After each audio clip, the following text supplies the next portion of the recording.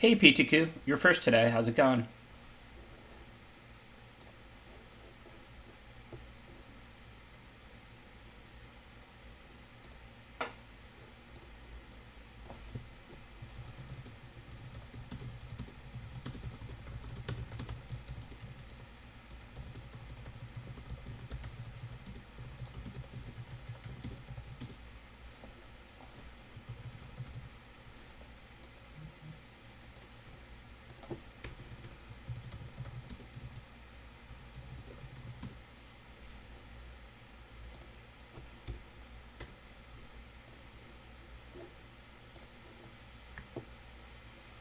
Good, good. Had a nice weekend.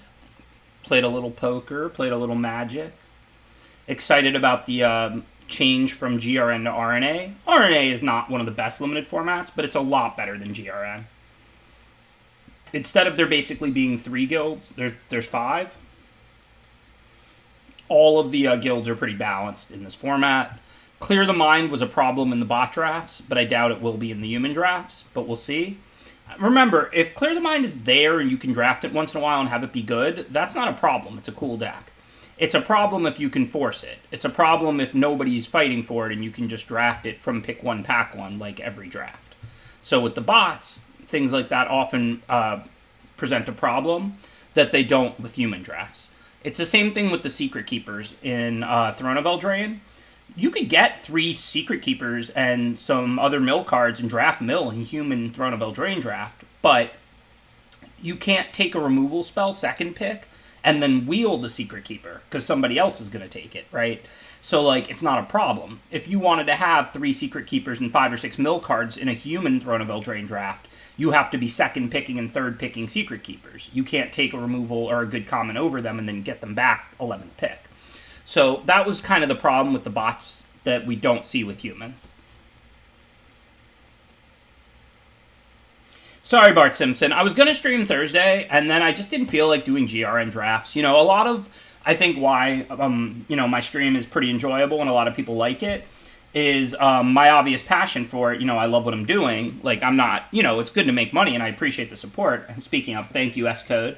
But obviously, the primary driver for me streaming is just that I love sharing my thoughts on Draft and Limited. So when I get bored of a format, I don't really think I can do a good stream. And, I don't get bored of things quickly. Sometimes, if it's not a great limited format, the first month or 2 of exploring is fun, and then the last couple weeks I'll take off or whatever. In this case, Zendikar has been out for a long time, and it's a great format, and I still enjoy it. But also it is the same thing over and over and over again because it has been out for a very long time now. So I was excited to try these new ones they put up because we didn't get to play GRN and RNA with humans. Remember, even though these are old formats, they were only played with bots. But GRN is just not a good format. The gameplay is fine, but as far as the draft format, green is very hard to draft well. Really, the guilds are just not balanced. A lot of the green commons are unplayable. Green is just really weak in GRN. And then Boros is a constructed level aggro deck, and Surveil just has so many really good uncommons. It's Dimir, basically that format is just Dimir versus Boros. Most of the time, especially when you get a good record, you're just playing against good Dimir Surveil decks and good Boros aggro decks, every other game. Dimir versus Boros is not my idea of a limited format. That sounds constructed to me, right? One really focused good control deck, one really focused good aggro deck. That sounds like, a bad standard format. That's not what I That's not what I like when I go to draft. Rakdos Roustabout Miserloo is a fine playable. It's not exceptional, but you're never going to cut it. It's a perfectly solid 3-drop, just fills that slot in Rakdos aggro. It is not barely playable. It is not impressive, but, it's impressive if your expectations were that it was barely playable. You should view it as, just an auto-play, solid 3-drop common for the Rakdos beatdown deck, like a 5th pick quality card. You're never cutting it, but you're not, if you're first or second picking it, it's because the pack doesn't have any removal or better cards, and you're not happy. It's like a 5th or 6th pick type quality card.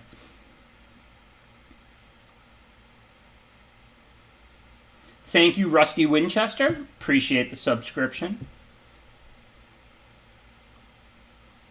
There are no guilds that I would avoid at all in RNA. I mean, you know I'm big on stay open drafting to begin with, but I fully acknowledged in GRN, Celestia and Golgari are weak, and Izzet is medium. Like, I view GRN in tiers. Tier 1 is Boros and Dimir. Tier 2 is Izzet. Tier 3 is Celestia and Golgari. In this format, all 5 guilds are sweet. Like, you can just draft good Simic decks, good Gruul decks, you know, all 5. I'm just going to name them all. Like, all 5 guilds are in the same tier. You could rank them. Obviously, they're not exactly equivalent, but they'd all be in the same tier. Gates is good too, but most of the really good gate payoffs are uncommons, so you don't want to go down that path too preemptively. Like, you don't want to be, like, third picking gates, hoping you see Gate Crasher, Ram, and Gate Colossus. You want to, you know, draft an early Gate Ram or Colossus in case you see more, then get a second, then start jamming gates. You know, because, like, it's like all the other decks built around uncommons. If you get 3 of the uncommons, then that's great, but if you only get 1, it's a pretty bad deck. So, I mean, Gates is good. It's a tier 1 strategy, but you should be it less often because you do have to see the Colossuses and the Rams.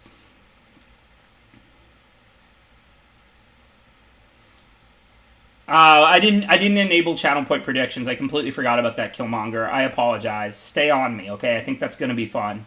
I'll see if I can get Dangle to look into that, like, next time I talk to him.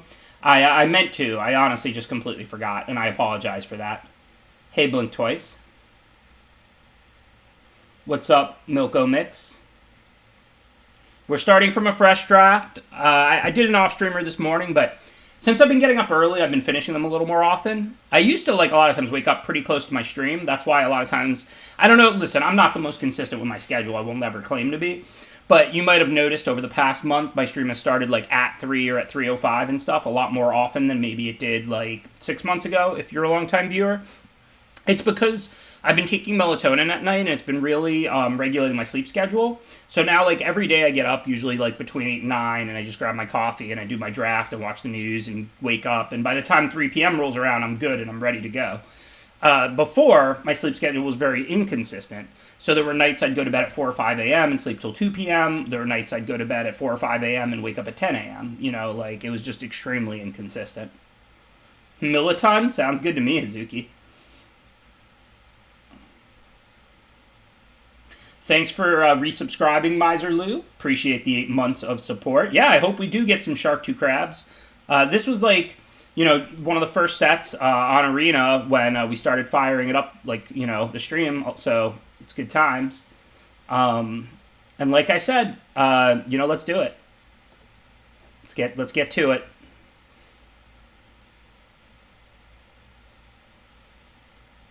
Hey, Nate.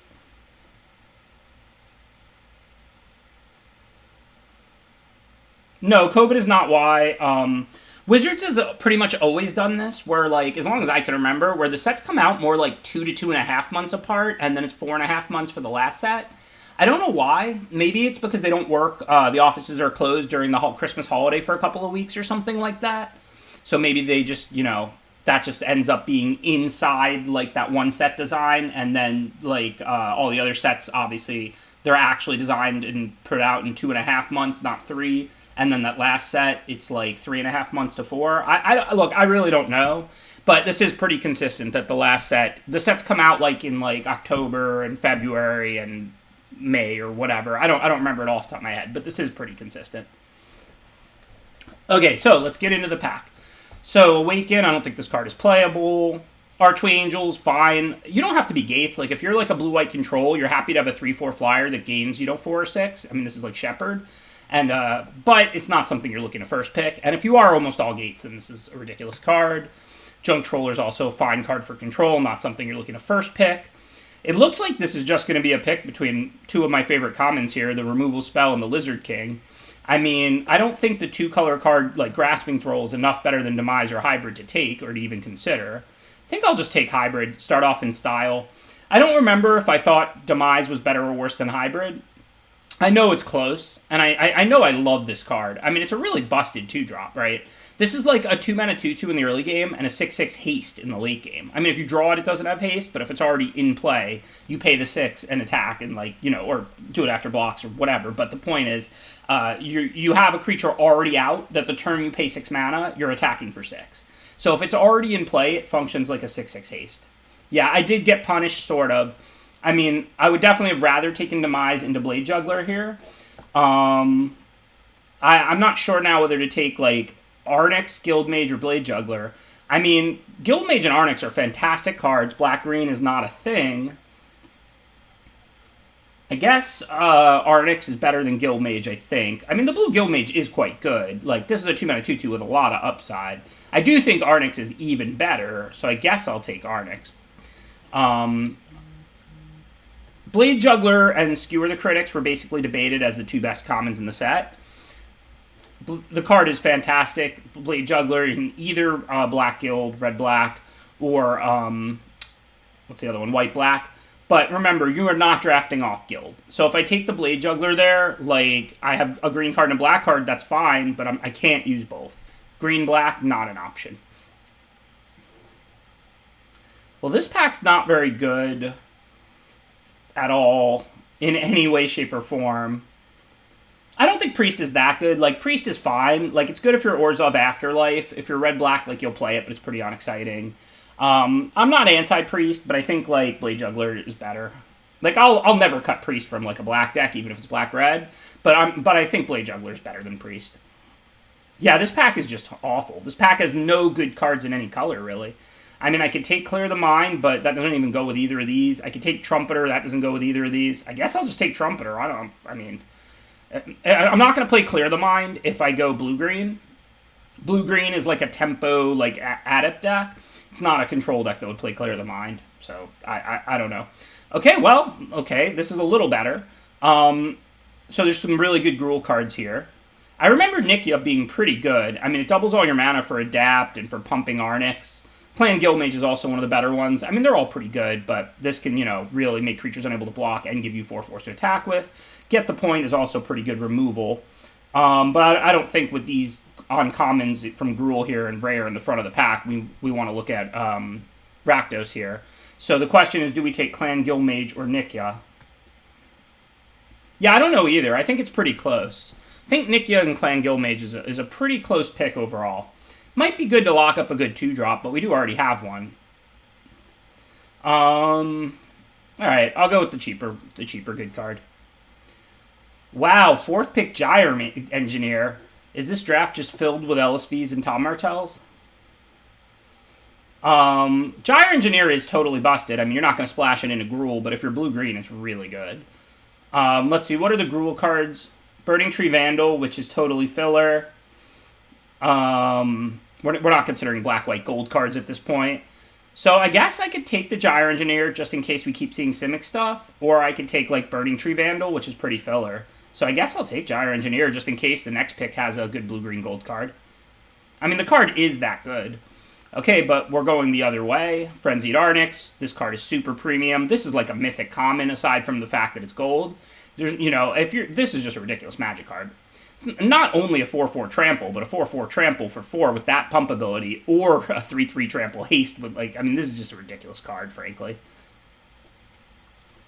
This draft has been very all over the place. Like, how are we getting 4th pick Clan Guildmage or Nikya or 3rd pick, and then whatever it was, and or 4th pick, and then 5th pick Arnix or 6th pick Arnix, and now we see no cards for Gruul.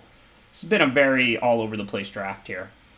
That said, I don't think we can really switch out of these green-red gold cards at this point. That's kind of the problem with guild formats and gold cards. It makes stay open drafting harder. So, Ixa says the bots are bad because we're drafting with humans now. And for anybody who wasn't here last year, people would just complain about the bots endlessly. And I mean, cards come late sometimes in draft. I mean, it just happens. I guess I'll take Scuttlegator. I don't know. It's a green card. Like, we can't switch out of red-green. These are all gold cards. This is the problem with guild formats. Like I said, it makes stay open drafting a lot harder. You can still, obviously, first pick a black card, second pick a green card, and then go whatever's open. You don't have to use all your early picks. But when you have all these good gold cards, there's just nothing I can do. If I switch colors, I lose all of this. But easy Rubble Belt here. Another nice Gruul common. Again, I don't plan to use these Scuttlegators, but they're not unplayable. Even if you're an aggro deck, they're not actually Defender. You're 2 mana away from 8 when you have 6, and this is a 9/9. Not a very good card, not something I'm hoping makes my deck, not unplayable. High Alert is one of the build-arounds in the format. A lot of the white and blue creatures are really high toughness. So this is a card that if you get early, you can draft all those Senate Couriers, and they turn into Sarah Angels, and you can draft a lot of, I mean, this turns into a 6/6 that makes a 1/1, this turns into a 5/5. You can see it, like, right next to it. A lot of the blue and white creatures have a lot more toughness than power in this format. I don't think these cards really can matter. We're not going to use Goblin Gathering and red-green. Occasionally you can do something with red-black tokens. We're not going to use Caretaker, I don't think. I mean, maybe if we go, like, super big. I guess maybe Mammoth Spider's fine. I don't know. Hey, what's up, Dangle? Drafting the easy way. Hey, the Burning Tree came back. This card's fine. Like, it's not great. It's, like, filler-ish, but totally solid card to put in your deck if you need a last playable. So, unfortunately, we're not Orzhov. Obviously, this card is total broken Mythic S-Tier. It's a 4-mana 4/3 flyer with Vigilance. I don't know why it would need Death Touch, but just in case it did. And if they kill it, you get 2 1/1 flyers. But I think this is going to be Zarchak Goblin or Savage Smash for us. It is really nice to get the 2-mana 3/3 for the aggro deck. We do have 2 good 2-drops. We don't have any removal yet, though, so we might just want the Smash. There's also probably a slightly higher chance to table the Zartok, because the Smash is a little bit more splashable. Like, nobody's going to splash Zartok, so if there's no other Gruul player, then we'll get it back. The problem is there probably is one other Gruul player, because that Nikya ended up somewhere. I think Zartok could be better, but I think since we got no removal pack 1 and have tons of great creatures already, I'm going to go Smash. I think that's a super close pick, though. If pack 1 I had gotten, like, a Skewer and a Smash, I think I would have went Zarta over Smash. I think Savage Smash and Zarta are almost exactly equivalent in terms of power level, and you just want to choose based on what your deck needs more. Here I'm going to grab Arnix. Even though it's the gold one, these cards are just way worse. I'm not going to risk trying to table it. Hey, thanks, AeroBiz Supersonic. Appreciate you gifting out a sub. Thank you for the generosity and the great support of my channel. Okay, well, Gruul was open at least. Thank you, Gruul Spellbreaker. I mean, look, this is an A tier, not an S tier card. It's first pickable, but it's not, like, broken. But it is still a 3-mana 3/3 Trample Haste or a 3-mana 4/4. That's a good Magic card. That's an above-rate card for a common or uncommon. I know it's rare. My point is that just because a card is rare doesn't mean it's super broken or it's bad. Occasionally, you just have what looks like, you know, a first-pick quality uncommon at rare. Which is how I would describe Gruul Spellbreaker. It's like the equivalent of a good Gruul uncommon, but it's not like some super broken rare.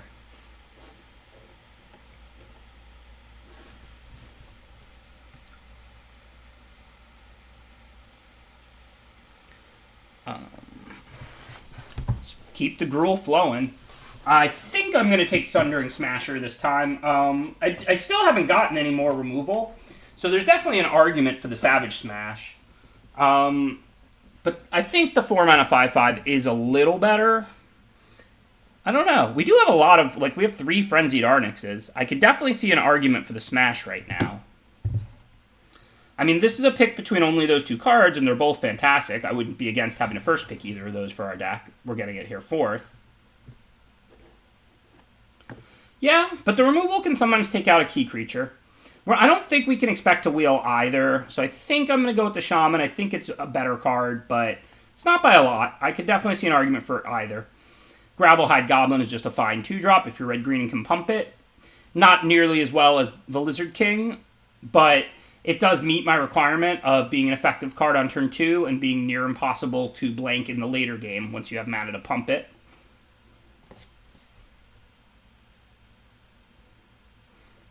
Savage Smash is, I guess, better when you're curving out, but really I just look at this as good removal. Like, with the +2/+2, it's not like a Prey Upon. You can always take out what you want to, like almost always. So, I mean, it's just an effective removal. Scorchmark, on the other hand, is pretty bad, but it is good against Afterlife, and there are several little Death Touch creatures, and we have very little removal and really good creatures. So I think we'll pick up a Scorchmark for our deck here.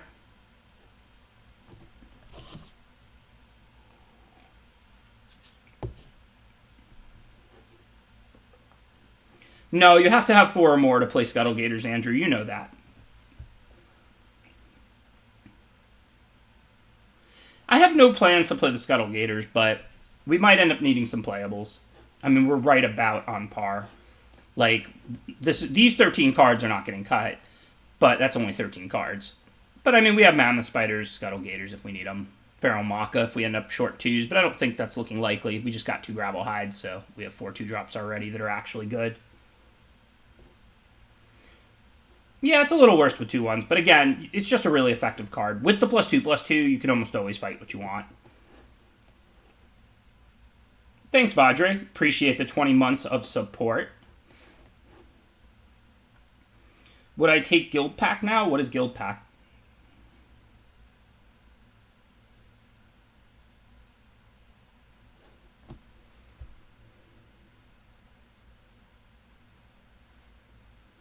I'd have to really think about it. Yeah, I think this deck could probably use Glass of the Guild Pack. We do have almost all gold creatures. 1, 4, 5, 6, 7, and we could prioritize them a little higher. Yeah, I think we would play that card. In general, I think it's hard to make that card work, but with 7 gold red-green creatures already and the ability to prioritize them further from here, yeah, I think I would play that card in this deck.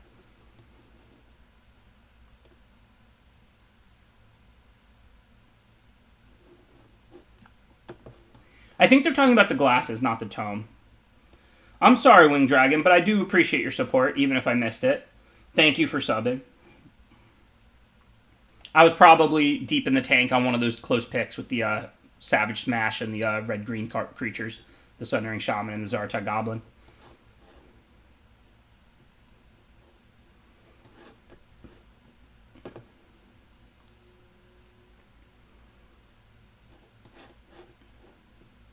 Another Gruul Spellbreaker? Alright, don't mind if I do.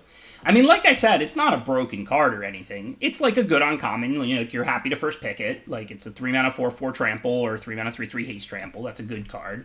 Hexproof on your turn can be annoying too, because if they leave up instant speed removal, then they can kill it on their turn, but you strand their mana. I mean, Gruul Beastmaster's fine in decks like this. I would certainly play it, but I think it's substantially worse than Spellbreaker, so I don't think this pick is close. And just grab the Spellbreaker and see what's in the next pack. Well, there's nothing in the next pack. We could splash a Get the Point, but, I mean, we don't really want to do that. Sundering Shaman, and, you know, we have red and green cards up and down. We don't have any gates or anything. Really don't think I'm going to play any of these cards. I guess I'll just grab a Gruul Guild Gate. We're not going to need filler 2-drops, and we already have a Maka. This is embarrassing. I barely even want Guild Gates for this deck. Collision Colossus is a pretty good combat trick, but it's probably not better than Savage Smash, even in red-green, right? Like, this card is good. +4/+2 and Trample can really end a lot of games, because you have a lot of big creatures, so giving them Trample is, like, you can deal 6 as you kill a blocker and stuff like that. I think it's good. I think Savage Smash is still just better, though. Yeah, the Trample is very relevant. I've been talking about that a lot. I don't want to downplay that. But a lot of my creatures do have Trample. I've got 2 Spellbreakers and 3 Arnixes. Those all have Trample. And I think Smash is just a little better. Collision Colossus is excellent. Like, if I can table that, I'll be ecstatic. So, Light Up the Stage is fine. I don't think it's great. Like, your cards are not that cheap and limited, so a lot of times you're not going to hit 2 things and be able to play them. That said, a lot of times you will get to play both things over the 2 turns. So, I think Light Up the Stage is good, but I don't think it's as good as, like, a good 3-drop like Rubble Belt Runner. I think Light Up the Stage is kind of like, you know, more like a Tormenting Voice in that, like, it's fine. You know, it can be efficient, but it's not a good card.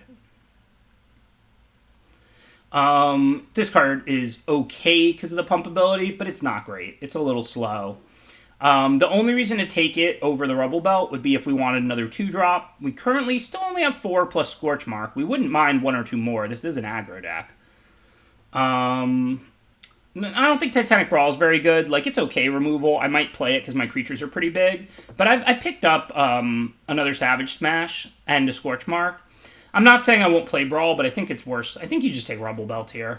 Rubble Belt's just a good 3-drop for the aggro deck. Like, nothing special, but, you know, perfectly fine. Boar is a 2-drop I'd really like. I have a lot of 4/4s. I can just play Spellbreaker and hit for 3 with it, play Arnix and hit for 3 with it, but I can't take it over Frenzied Arnix. Kind of unfortunate that Boar is in the same pack with Rubble Belt and Arnix. Arnix, like I said, is near Mythic Common status once you're red-green. It's not exciting to first pick because it's gold, but once you're already Gruul, this is just a ridiculous Magic card. Alright, I guess now we can grab another Scorchmark. Scorchmark's super medium, but there are a lot of little Death Touch creatures that are annoying for the Gruul deck. Little flyers, afterlife creatures. Scorchmark does kind of overperform from how it looks, but it looks real bad, and it overperforms to okay. It doesn't overperform to great. Like, this is not an early pick. This is not a great removal spell. But if you're red-green big creatures and you want to clear little Death Touchers or whatever, there's nothing wrong with it. Rubble Belt over Burning Tree every time. That pick's not close. These cards don't matter.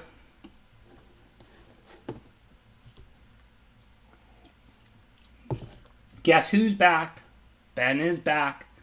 I told y'all, I'm not going anywhere. I'm streaming for the long haul. You have my word. I'm going to take breaks. You know, I mean, if I'm somebody, you know, I'm not, like, trying to grind myself to dust. I'm trying to be in this for the long haul.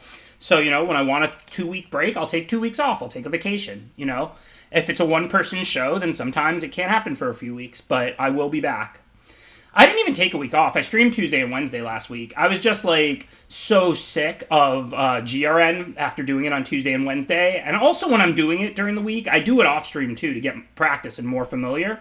That's a really good table. Our 2-drop slot's a little light, and Boar is an excellent 2-drop for our deck. That's a really fortunate table right there. But so that's my plan, you know? I don't want to push myself to burnout. I want to stream regularly, consistently, and then when I want a week, I'll take a week. When I want 3 weeks, I'll take a 3-week vacation. Then I'll come back and stream. That's basically my plan for the long haul. Yeah, that Boar was a really good table. Because, like, our 2-drop slot for an aggro deck, it's fine, but it's a little light.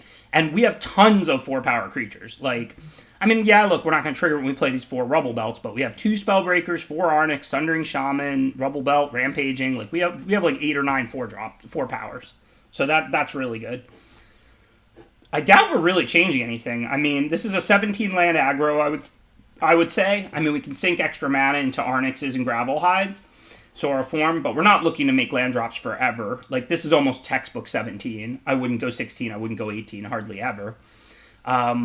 Every card in our deck is pretty good, but we don't have extra playables in the sideboard. The best cards out would be, like, Gift of Strength, like, I mean, Steel Creeper, if you can't give it flying, is pretty bad, although it's okay with the 4-power matter stuff, but we don't have a lot of that.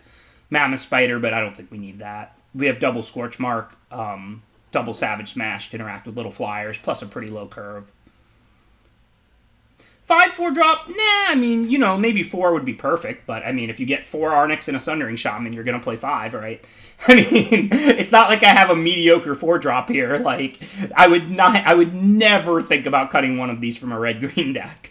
I mean, maybe we could cut Rubble Belt Recluse because we have 5 4 drops. Rubble Belt Recluse is fine, but it's a pretty mediocre 5 drop. But I don't really have anything on the board I really want to play. I mean, we could put in Feral Maka, but I mean, since we did get the 2 Scorch Marks and we got that Boar, we're now on 5 2-drops plus the marks. Arnix and Shaman are pretty close, I think.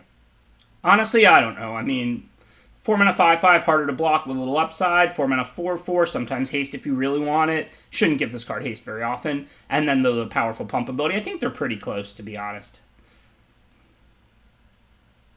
Yeah, like Ixo said, there's not really anything in the board that we really want to play. Like, if I had, like, another Boar, I would cut, like, the Rubble Belt for the Boar or something. But, I mean, we don't need an 18th land. We have 2 5-mana cards, a ton of 2s and 3s and stuff. This is just the right build of it. We're not looking to... I mean, Recluse would be the first card I would cut. And from the board, the first card I would probably bring in would be Gift of Strength. I don't think we need +3/+3 here. Like, this is just the right build. We're more likely to lose if we have no creatures, because there's plenty of removal and death touch in this format, than we are to lose because we don't have a +3/+3 trick. Hey, Lavinius. Is that Lady Lavinius? I know she was in some of the streamer drafts with me and others, if it is.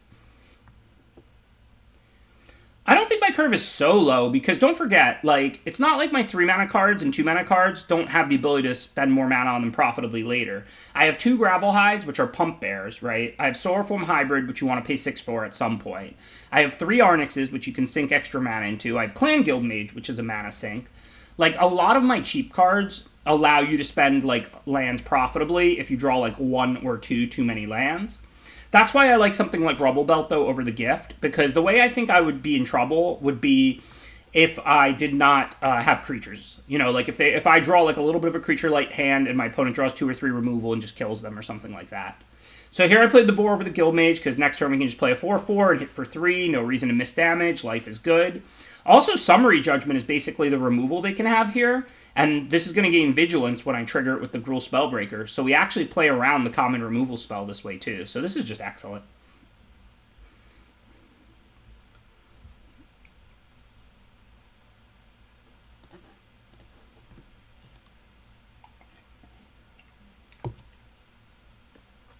Two years. Thanks for subscribing the whole time, Corey Some Numbers. I appreciate your support. All right, no real decisions. I'm just going to put out the bigger one. Conveniently enough, get the tap land in play.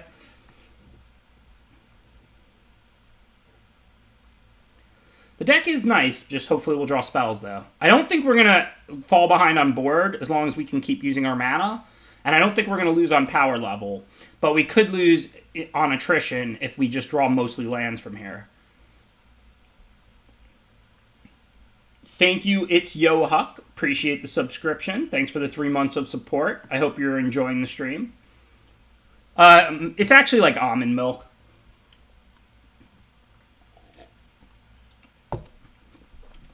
Rachel made these like really spicy like vegan nuggets for lunch for herself. And then she couldn't eat them because they were much spicier than she thought. And she doesn't like spicy food, and I do. So then I needed some almond milk, not water, after lunch to calm my mouth. Yeah, it's fine. Real milk tastes the best to me, but if it's that bad for you or whatever, it's an easy sacrifice to make, because I pretty rarely drink glasses of milk. I just use it in my cereal and stuff like that. And I mean, at that point, like, it's not a big difference.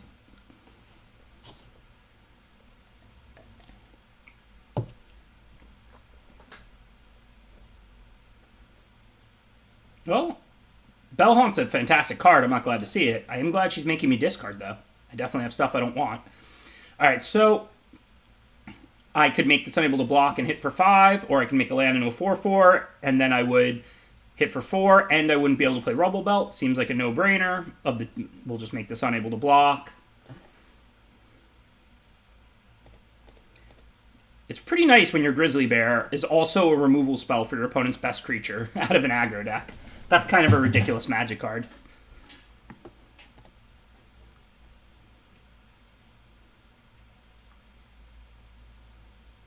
Well, now it's slightly more complicated. So if I make it unable to block and attack with these, sheets a Rubble Belt and takes 5. It's not really good enough. I guess I could play this as a 4/4, then she would take 6. Or I could play it as a 3/3 haste, make one of these unable to block. Then she takes 8. Maybe that is good enough. I put her all the way down to 3. I guess I have to do that. I don't have anything that does 3. I don't have any skewers. I do have a lot of 3/3 hastes. I mean, I'm only losing 1 3/3. So the real question is, do you sack a 3/3 to deal 8? Because otherwise, like, what can I do? I could, like, make a land into a 4/4, but then I can't even cast Spellbreaker. So it seems, like, pretty clear. The answer is yes. I'm willing to lose 1 3/3 here to deal 8. So just play a 3/3 haste and then attack with everything.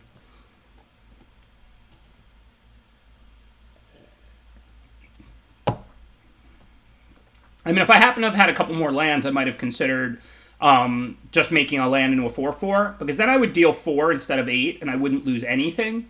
But I don't, so that's, you know, that might be better, but I wouldn't want to do that given I drew Spellbreaker. If I had drawn a land, then I might have opted to just Guild Mage one of these into a 4/4 and attack with just that. But since I drew a 3/3 haste I wanted to play, I think this line became better. She does have to do multiple things here. She has to kill, like, Guild Mage and a 3/3 to stabilize, right? Or no, she can block both 3/3s. So if she kills just Guild Mage and I don't draw anything, then that can work. Well, that works because it's 4 more life, but the lifelink is only this 1 turn. So, assuming she can't kill Guild Mage, we're probably okay. Although for now, let's see. I can make the 4/6 unable to block, but since she did gain that 4, I can only put her back to 2. I drew something I want to cast, so I think I just play a 5/5 and pass the turn here. Kind of an unfortunate sequence, but if we're drawing spells, we're drawing spells. Can't really complain about that. I can't play it with haste and attack with everything, right? Wait, it is exactly lethal. Yeah, we would lose to Summary Judgment. But can she have Summary Judgment? Wouldn't she kill Clan Guildmage if she had Summary Judgment on her turn? It's weird. She's missed land drops, so you gotta feel like she has all spells. I mean, I could give this haste and attack with everything, and if she has nothing, I'm dead. But if she has something, it's really bad for me.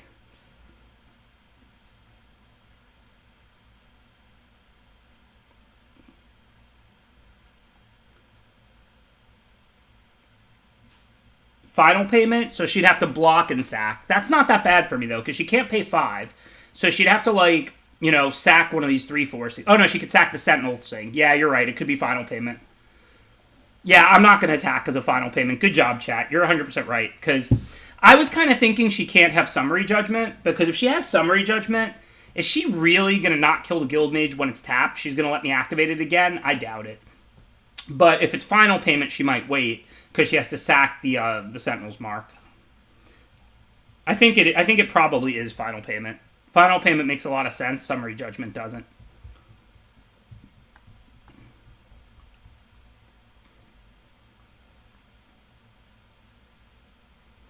Yeah, Kaya's Wrath would be a beating.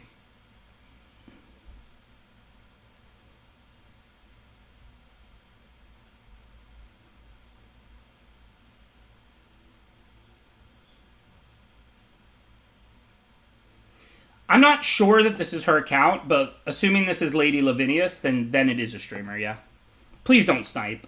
I like interacting with my chat and discussing plays, and, like, don't suggest what she has if you're watching her stream. Like, if you want to watch both streams, that's fine, but then just stay quiet in the chat. If you're going to talk to me about plays, don't watch her stream, obviously.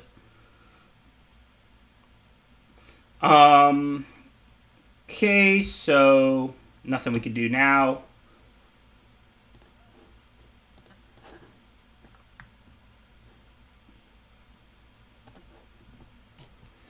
We need to draw a Savage Smash to get rid of that 4/6.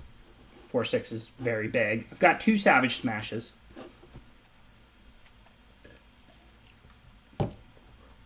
I could also outmuscle her on the ground. I mean, my deck is huge. It's not, like, filled with tiny creatures.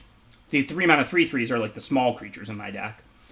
I do wonder what she's holding, though, because she hasn't played many lands this game. She's holding, like, 6 cards. This is a weird game.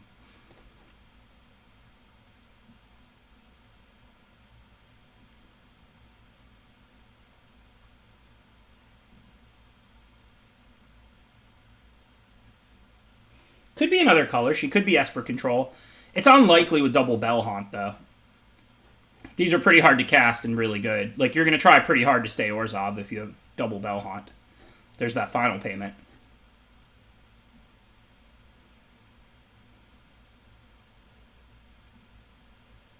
Good afternoon, Socks. Yeah, I mean, Absolution would be one of the few cards I'd probably just have to concede to. Because it would kill these Gravel Hides immediately, and then she'd just make 2/2 flyers, and I'd stand no chance. I mean, I don't know if I'm going to win or lose now. I mean, she dealt with a lot of my best stuff. I mean, like I said, my library has plenty of power in it. I have 2 Savage Smash, 4 Frenzied Arnix, Sundering Shaman. I haven't played too much of that. Played, like, what?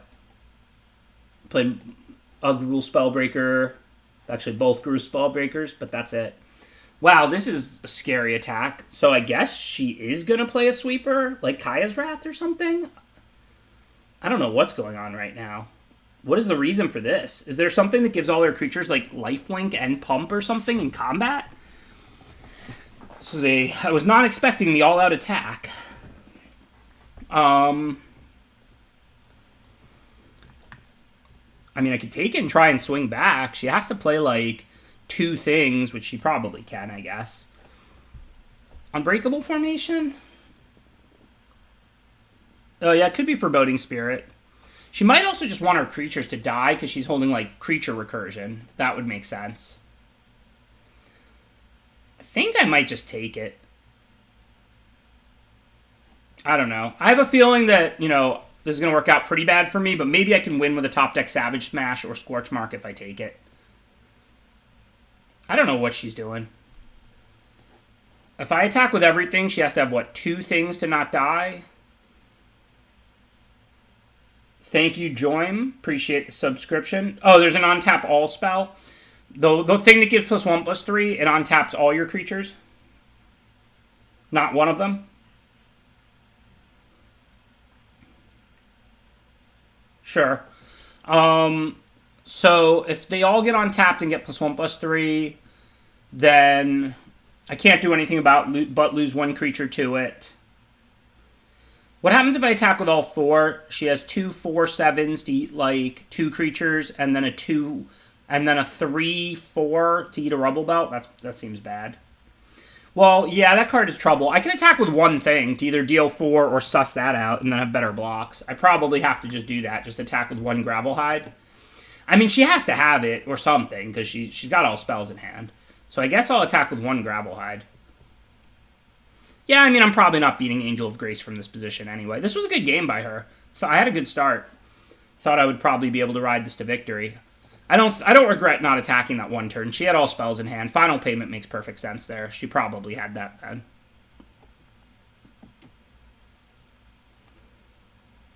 Well, if she has the on-tap, so like I can send the one creature just to suss out the on-tap here, right?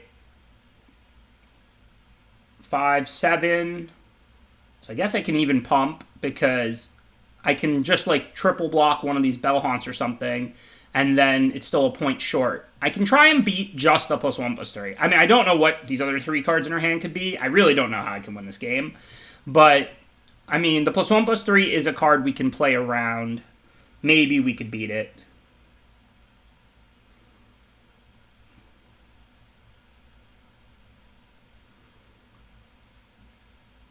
Final Payment's also acceptable, obviously. That's something we could still beat.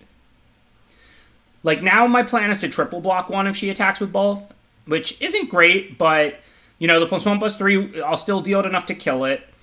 And I'll lose 2 creatures, you know, but it's a 2 for 2, and it is what it is. I mean, I can't not block, because if she has the +1/+3, then I'm dead, and that's the card we're trying to play around. So I'm just going to put everything on the 3/4 here.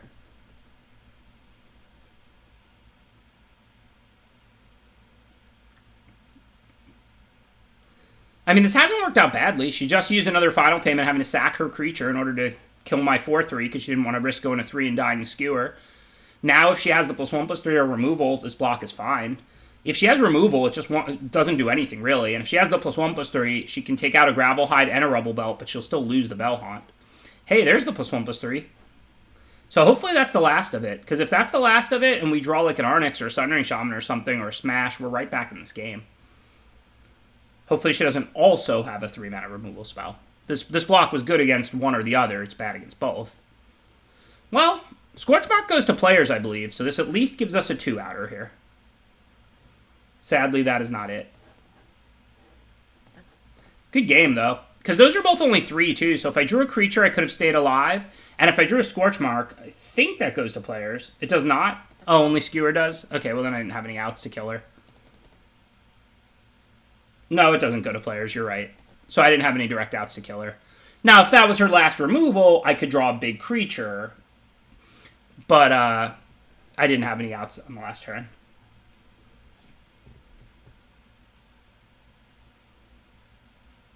Yeah, that makes sense, Lunch Supper Victory. A bunch of Final Payments made perfect sense. I think we did the best we could. Like, the aggressive plays were certainly right. Like, we sacked a 3/3 to deal 8 to put her to 3. Just the Sentinel's Mark is not something we could have predicted. And the extra 4 life there put her to 7. But she played that game really well. Like, being able to attack and pressure me while keeping her life total up when I was the one on the aggressive. That was a good game of Magic.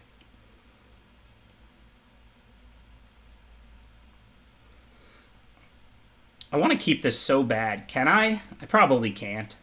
We have 9 red sources, 8 in the Guild Gate. We could draw, like, Soarform Hybrid for a green 2-drop. We don't have any, like, fixing. I guess we have Boar, so we have 11, like, good draws for turn 1 or 2. But most of my deck is red, green, gold cards. Like, I can't. There's not that many green cards to draw if I don't draw a Mountain. Oh, same hand, huh? Only way worse. Not way worse, but a little worse. Alright, going to 5. Good times.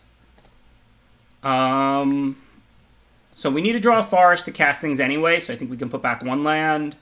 And then I guess Arnix. Just try and draw 1 forest and play on 3 mana with a good hand.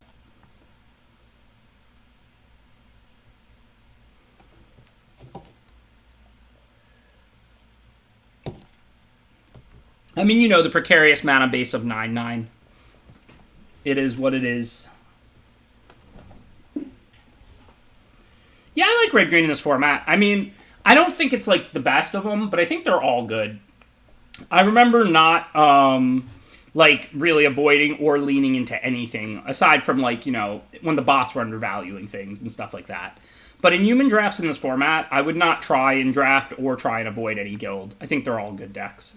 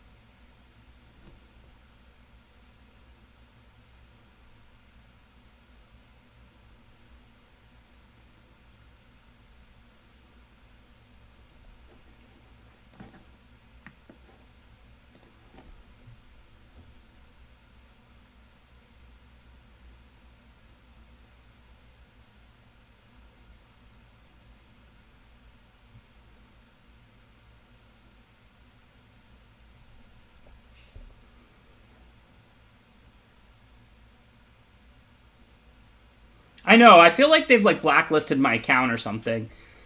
Like, I don't really care very much about, like, what WotC thinks of me if they don't like my, like, political positions or my criticisms of them on Twitter. But if it means my arena account's going to get blacklisted, I'm going to have to tighten my lips, because for the past week or two, my draws have just been consistently horrible. Like, these aren't dicey mana bases. I'm 8/8 in a guild gate. I'm playing 9/9.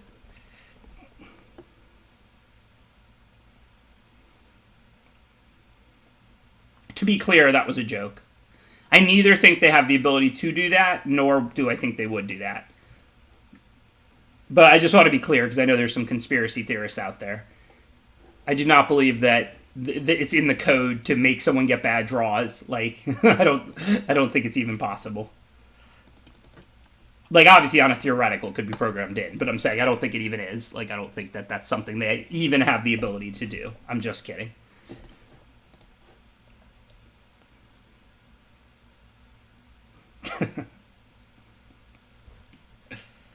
Yeah, of course it could be done. I'm not saying it couldn't exist on a theoretical level. But, like, I'm saying I don't think they would code that. I don't think they would do it. I don't think they have the ability to do it, like, because I don't think it was coded, et cetera, et cetera. I just want to be clear. I know people, like, joke. I'm just joking, like, about that. I don't believe I've ever been blacklisted or whitelisted. I don't believe pro accounts run better or worse. I don't believe that any of that happens, just to be clear.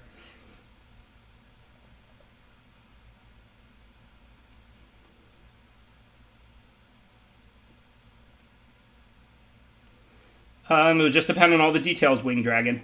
I would never take a job in, like, PR or something like that, but I would take a job in, like, play design or something if it was a good fit. It would really depend on all the details, from compensation to whether I was still allowed to stream and make content or, you know, do commentary or this, that, or the other. It would really depend on every last detail. Okay. +1/+1 counter, clearly. We get in one of the damage already by pumping the boar. No decision here.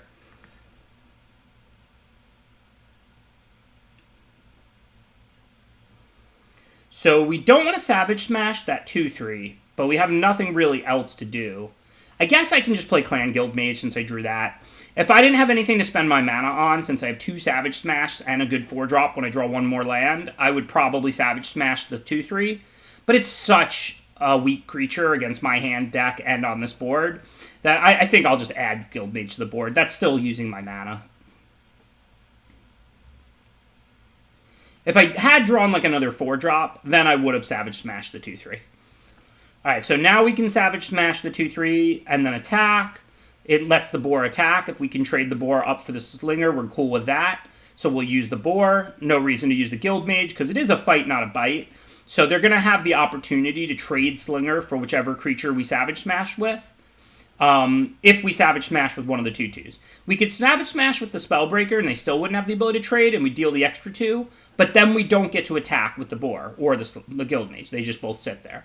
So the decision we have is, like, do we want to deal 6 and kill the Beastmaster, or do we want to attack for 8 and kill the Beastmaster, but we give them the ability to trade Slinger for Boar? I think we want to give them the ability to trade Slinger for Boar or take 8. Boar's, like, one of our weakest cards. The game is progressing. Like, if I can clear that 2-3, that helps me attack. I'll trade my 2-2 for their 2-3. Hey, Blueberry Badger, thanks.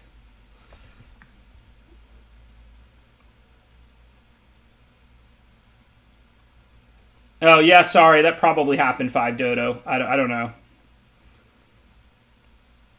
I don't remember that game, but, I mean, I guess that must have happened. I must have lost internet then or something.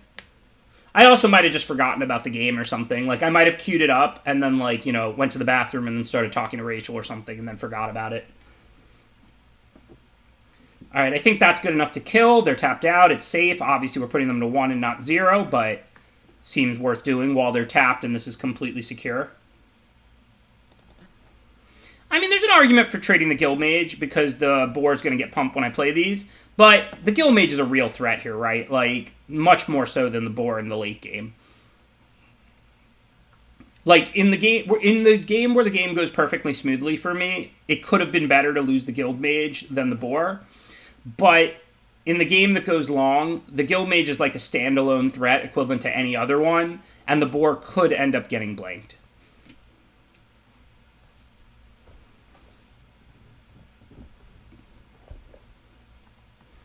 Well, that's a way to not be dead on board. Now they can eat one of my creatures and have a blocker for the other. If I draw a land, they're dead because the Arnix has haste. So hopefully we'll just draw a land. Nope. Thank you, Katarhol. Appreciate the subscription.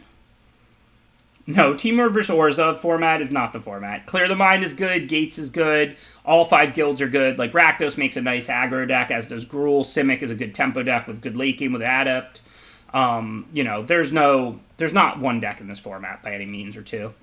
I know I could have Guildmage the Worm and attack, but maybe they have removal, maybe they don't. Like, it's just not worth the risk. They could easily have Titanic Brawl in their hand here. This is the Shark Toe Crab format. The great debate of our time.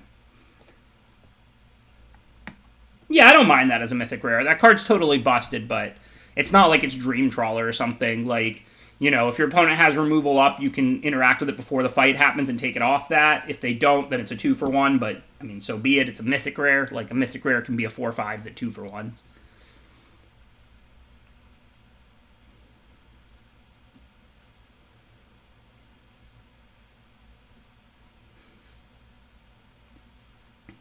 I give Wizards a little more leeway on the rare mythic rare stuff than it seems like. Like, I'm not someone who's saying all the cards... I mean, listen, it might be better Magic, but I'm not saying all the cards need to be the same power level. I don't have a problem with, like, Shivan Dragon type cards being rare. You know, a rare can single-handedly win a game if unchecked. My problem is when you can't even interact with them.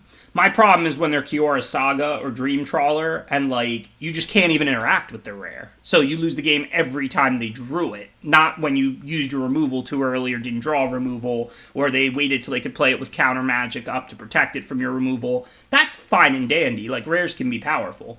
You just gotta be able to interact with them. Oh, another no mountain hand. Very nice, very nice. Why would I draw Forest and Mountain? Why would I do that? We're on the play. I mean, this hand's a little better because we have a green 2-drop, but this is an aggro deck. It's all creatures. It doesn't come back from behind well. I think we have to mull hands like this. All right, this is better. We'll just put back the 5-drop here. I think that's a pretty clear choice. 2 damage to a creature and exile it. Yeah, this doesn't do players.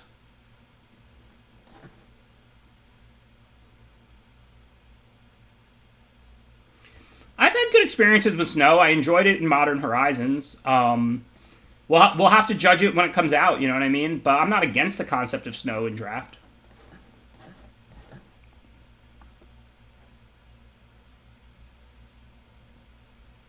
Yeah, that's probably why I assumed this would go to the face, because it's 2 mana shock that exiles. It's a pretty weak iteration of that card, but whatever. So we actually have a decision with Arnix because they don't have a block on it, so we get in an extra 3 damage if we give it haste. It can then be skewered. It can't be skewered if we make it a 4/4 or Grotesque Demised. I think given 2 different commons, Grotesque Demise and Skewer hit 3 toughness, but not 4. I think I want to just play it as a 4/4, but I'm not really sure on that.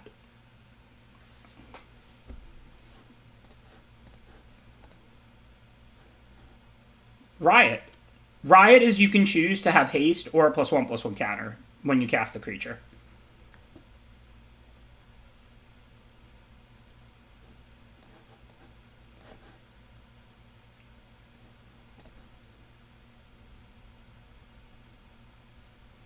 You're welcome, Swaggy P. One of my favorite little tidbits was one time I was watching this interview with Iggy, and they asked her, do you call him Swaggy, you know, when she was dating Nick Young? And she looks at the interviewer and she goes, I call him Nick. So, do I block here? I mean, I think I might, because I think this might be so they can skewer for 1 mana or play other cards. It's way less likely they have Storm Strike than they have, like, any Spectacle card. I think I'm just going to block. They have to play a trick here or I eat their creature. I think their plan is just to, like, skewer post-combat or something. Dagger Caster. If I knew they had that, I wouldn't block, but I mean, it wasn't a big deal. I just traded and got that out of their hand. Yeah, if they, like, play Blade Brand, I'm not, like, ecstatic. But I'm not unhappy either. Remember, that takes their turn. Even though Blade Brand draws a card, it still ties up their mana. Oh, it's true that they could have demised after I blocked at instant speed. That might have been a good reason not to. But remember, Red-Black has a lot of Spectacle. It's kind of what the deck does. So you don't really want to let them hit you if you have good blocks, because that means they're playing things on the cheap, right? So there's always incentive to block against Red-Black. They're the Spectacle deck. That's their keyword.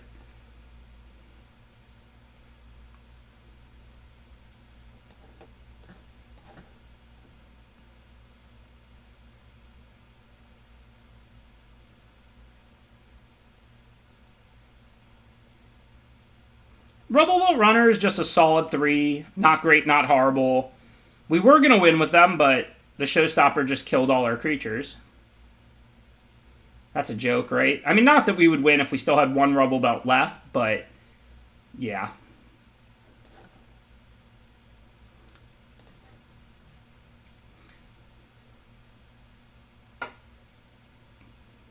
Like I said, blacklisted.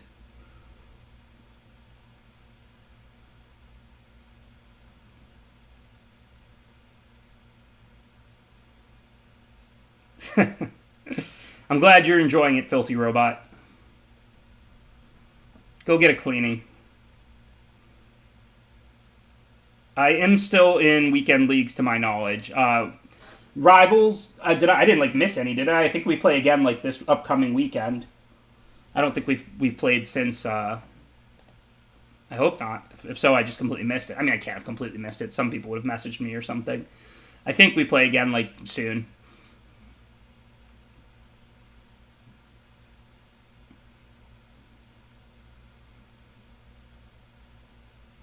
Yeah, I think this weekend is one.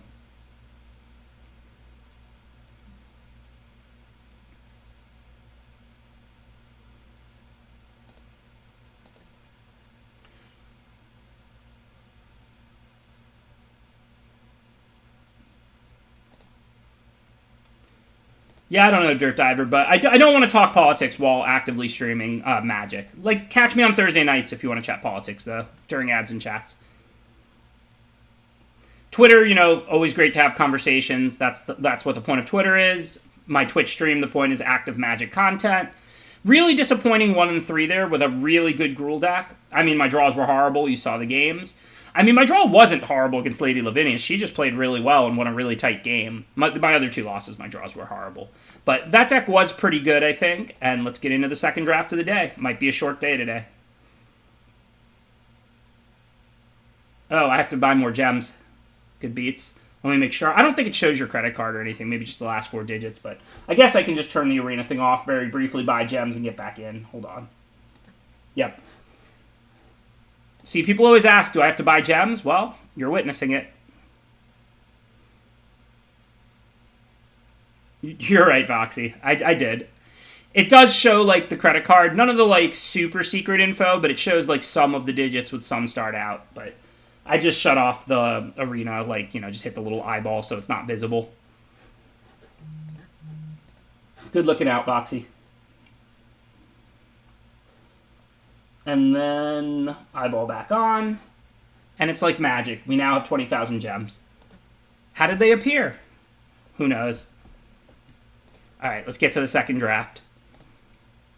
I won't say hopefully it goes better than the first, because that Gruul deck was pretty busted. Hopefully we draw better than we did in the first.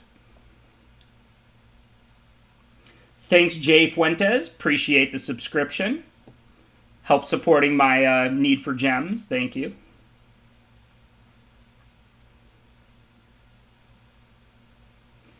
I probably can write off gems as a business expense now that I stream drafts. I never used to bother with stuff that small. I figured if anything, it would just unnecessarily provoke the IRS, even if it was right and I'm not doing anything wrong. Because, you know, I spend a few $100s on gems a year. Like, I probably buy gems, like, you know, 3-4 times a year. But now that I am actually just, like, you know, streaming arena drafts for a living, gems do seem like a pretty direct work expense.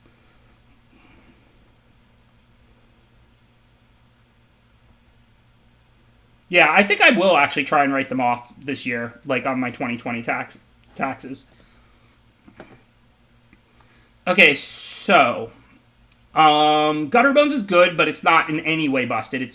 I would take like black removal over it, but it's a fine 1-drop. You know, it's for either deck, Orzhov or Rakdos. It's a good recursive creature.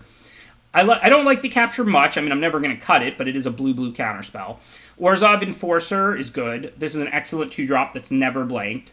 Trollbred is good too. I don't prefer to start with good expensive cards over good cheap cards, but this is a powerful 5-mana 7/7 trample, basically. Grotesque Demise is definitely the best of the commons. I think Grotesque Demise is worse than Orzhov Enforcer and Gutterbones. Not by much. I think all these 3 black cards are close.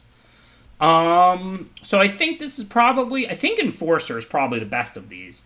I think it's between Enforcer and Trollbred. I think Trollbred may be a little better than Enforcer, but it is also a 5-drop.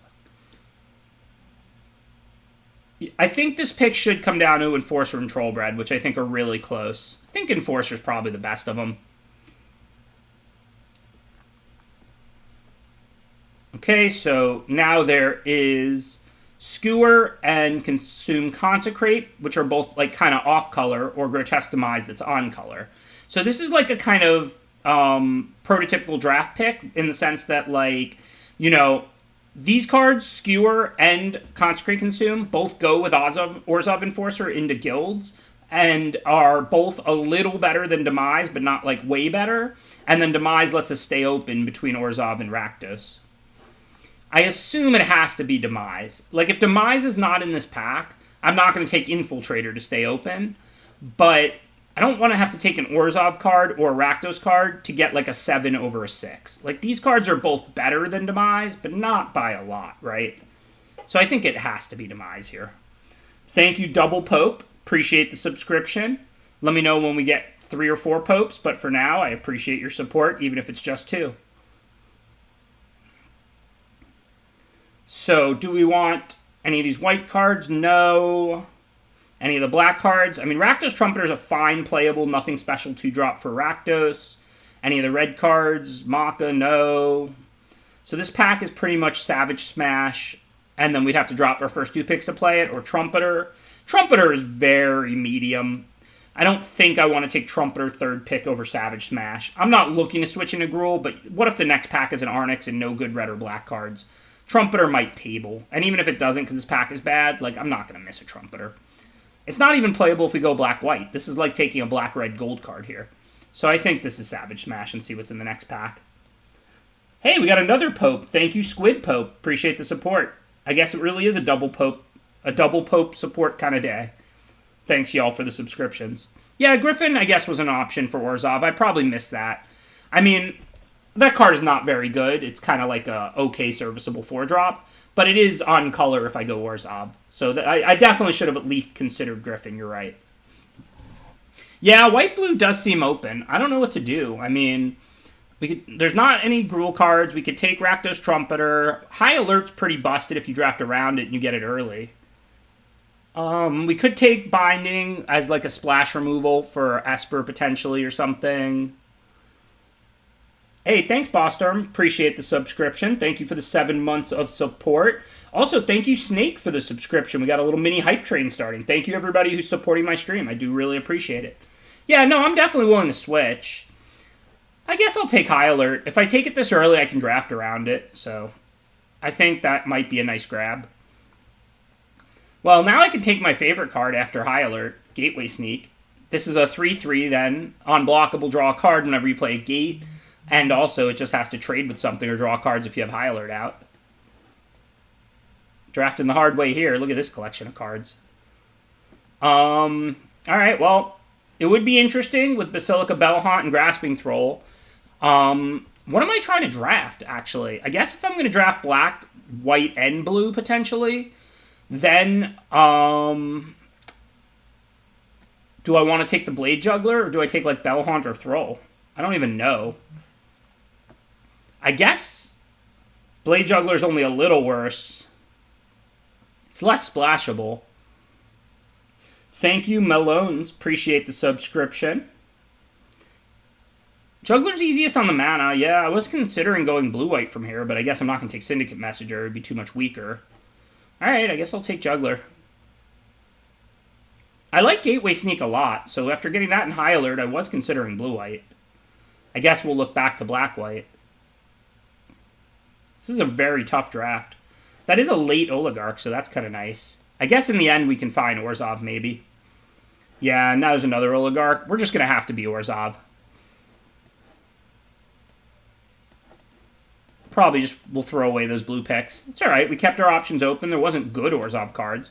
I might have missed the 3/2 flyer, but that card is medium. No big deal. Thank you, I can't even say your name. Recompense? Is that a real word? Well, I don't know, but I do appreciate your support. I know there was just a burst of subscriptions, so thanks to all of you who are supporting my content. Yeah, I do love Juggler. I mean, a lot of people consider Blade Juggler the best common in the set. Skewer and Blade Juggler pretty much was the debate during the format, if I remember correctly. And I think virtually every pro who had, like, Juggler at 1 had Skewer at 2, or Skewer at 1 had Juggler at 2. I think that was the debate for the best common in the set. I don't hate Watchful Giant in decks like this. It's grindy and it gives you bodies. And sometimes Black-White has ways to sack things for profit and stuff like that. We don't have much of that yet. Blade Brand is a start. But also we have a lot of Afterlife. So we're interested in cards that let you sack little bodies for profits and things like that. I don't really like Lockets unless you're, like, really a ramp control deck. Like, yes, I have some casting cost here, but this can just be the top of my curve. Blade Juggler costs 3 a lot of the time. Like, I'm not really looking to play Signets in this deck. Like, I have plenty of 2-drops, 1-drop, 3-drop, 4-drop. Blade Juggler's more like a 3 than a 5. Yeah, Orzhov was wide open. I mean, we realized that when we got that pack with Grasping Thrall and Basilica Bellhaunt. So, I mean, before that, I was starting to lean towards blue-white, because High Alert is a really good build-around, and Gateway Sneak is excellent, but it just seemed like blue-white wasn't there, and Orzhov was. It really just felt like Orzhov was the open guild in my seat. I think Pack 2 might go a little rough, because we let both those Orzhov cards through late, but I think Pack 3 will see Orzhov again. So, let's see. Dead Revel's a really nice, like, 1 to 2 of. You don't necessarily want a ton of that cards. Undercity Scavenger is actually at its best in this deck. Like I said, we can sack those little 1/1 tokens, or we can sack a 2/1 and get a 1/1 flyer. I mean, I could probably table it. I really don't want to first pick Undercity Scavenger, but it is a fine 4-drop for this deck. Spire Mangler's pretty good with all the Afterlife tokens, too. So I think maybe I'll just take Spire Mangler. This card should overperform in this deck. You can flash it in and block a green 4/4 by pumping itself, or you can pump one of your 1/1 tokens and then trade that up. I think Spire Mangler. I don't want to first pick this, but I think it'll work out well in our deck. Hey, thanks, Goman. Appreciate the 135 bits. Celebrating the hype train, all the subscriptions. I do really appreciate the support. So I think this is a pretty easy hero. I mean, we don't have a ton of gold yet, but we'll prioritize gold a little higher. There's plenty in the format. It's not like this is an enchantment. It's a 2-mana 2/2 with all that upside. So I think this is just a clear, easy choice here. Okay, we can get a gold card here. I think it's a pretty easy Pontiff. Pontiff's not busted, but it is good. It can be really hard to block. You know, it can be an Abyss that has to be blocked every turn while you sack Afterlife creatures and then Afterlife tokens.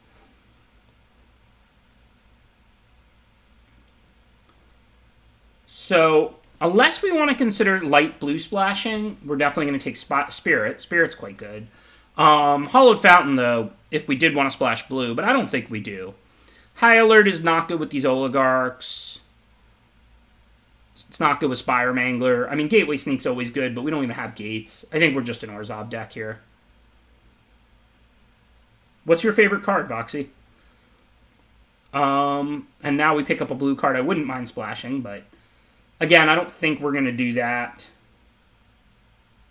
Thank you, Purry. Appreciate the subscription. You know I'm a big fan of kitties as well. I have 4 of them, and I live in a little apartment. Why are you obsessed with Mirror March? I saw that Deathsea tagged you in a tweet because it had Mirror March in it. Like, did somebody, like, Mirror March you out of a game you thought you couldn't lose or something? I do love me some cats, Purry. So I guess I can take Consign. I mean, it's playable as a 1-of. Better than a Watchful Giant, maybe. Top the curve.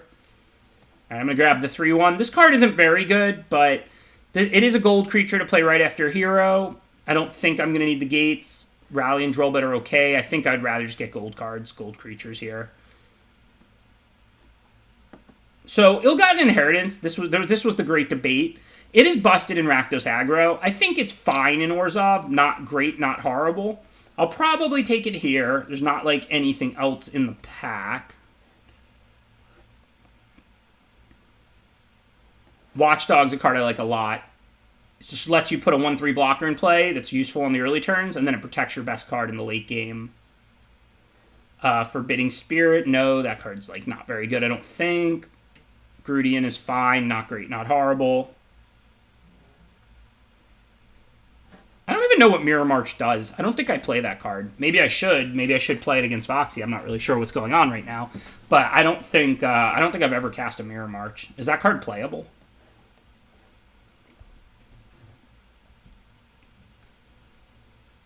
The Gruul deck won a quick 1-3, despite being all busted Gruul rares and uncommons and Frenzied Arnics. The game I lost to Lady Lavinius was super legit and just a really well-played game by her. The other 2 games I had really terrible draws, it's just the truth. Mull to 5 and get stuck on 3 forever and stuff like that. Happens. Alright, let's see. So, that pack was pretty medium, as anticipated. Hopefully we'll have a good pack 3, though. Sentinel's Mark is good. Not like I'm hoping to first pick it good, but there's no Orzhov cards in this pack. Angelic Exaltation I don't think I like very much, although it can be good in the Orzhov Afterlife deck. You do put out a lot of small creatures. I think Sentinel's Mark is probably better, though. It's more fancy than good, but it's still good. This card has flash, so like if you attack with a 2/2 and they block and you mark, it's not like a pump spell that goes to your yard. Your creature's now a 3/4 vigilance after that. I don't think Exaltation is a bomb. I think Exaltation is very powerful, but it does nothing when you're on the defensive. Like, it's one of those cards that can like win a game, but also like can lose you a game when you just don't realize it because you're on the defensive. I think my deck probably would play it if I table it, but I think it's worse than Sentinel's Mark, which is actually just an excellent trick. Not something you're looking to first pick, but I mean there wasn't any removal or Resolve uncommons or whatever. Vindictive Vampire's good. I mean, not like amazing or anything at those stats. Blade Brand's good. We have 1, right? Like, we'd gladly play a second. Again, Scavenger's fine. I don't know. These packs suck. I mean, this is just unlucky because this is pick 1 and pick 2. It's not like other people have really drafted out of these packs yet. But these 2 packs have been pretty bad for me. I don't really like that card. I mean, these are fine playables. I guess Vindictive Vampire is probably the best of them. I don't think it's like an amazing card or anything. Syndicate Guild Mage is pretty good. Taps big things, and it's a grizzly bear, and it can deal damage in a stalemate. Not busted or anything, but that's a card I'm happy to pick up. Speaking of cards I'm happy to pick up, now another Orzhov Enforcer 4th. This is getting a little better now with the 3rd and 4th pick, after the embarrassing first 2 picks. Now there's a Grasping Thrall 5th. I knew Orzhov was open. I think we just got pretty unlucky with those first 2 packs here. Pack 3. Well, actually, Watchdog and Oligarch are probably pretty close, but since we already have a Watchdog, and this deck is pretty aggressive, we have a lot of early drops, I think we'd rather have Oligarch, but there's definitely times I would take Watchdog over Oligarch. We have tons of playables, so I think I'll grab a Gate for the mana. Plague White is like an aggressive 2-drop, but we have a bunch of better ones. Undercity Scavenger I will play in this deck, but I don't even know what I'm going to cut. Cut Rally, I don't know. 10th District Veteran. We have tons of playables, so I think we want to upgrade our land slot, not a spell slot, because we have so many playables. My deck's not amazing or anything. This is a pretty average deck, I would say. It's not bad. I mean, I have Oligarchs and Guildmage and Pontiff and some removal, but I would say this deck is very average. I just don't see, me needing more average, medium playable cards.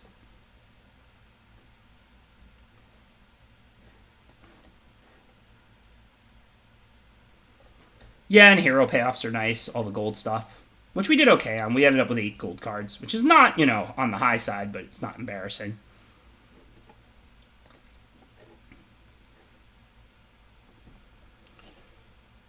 I think the format's good, not amazing or anything. Substantially better than guilds because there's 5 pretty balanced guilds you can draft. But guild formats as a whole, you're more limited. They're generally bad. I'm not really a fan of gold cards forcing you into 2 exact colors. I'm not a fan of there only being 5 draftable color combinations instead of, 8 to 10. Overall, I think, if I never saw another, guild format or another gold format, I would be totally okay with that. But I don't think this format was bad. This format was pretty balanced, and, the mechanics are pretty good. Afterlife is cool. Adapt is cool.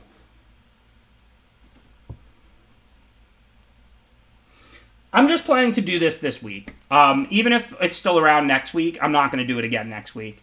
But, revisit an old format you haven't played for a year or two, for a week. And this format was bots the last time, so we'll get to experience it with humans this week. So, that's my plan. 3 days of this week, and then we'll see what's up.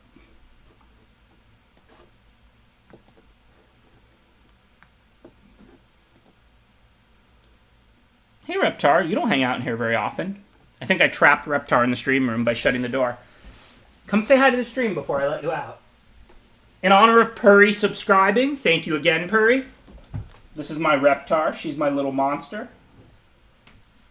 Say hi to the stream. Don't be shy, girl. You're looking at me. The camera's over there. You don't want to be a star? She's like, nah, I just want food. This is literally the softest cat on earth. I call her a walking blanket.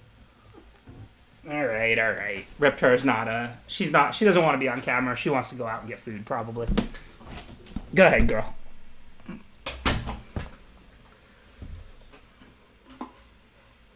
Speaking of cat, Voxy, that, cat, wall contraption that you put on your wall, that looked awesome.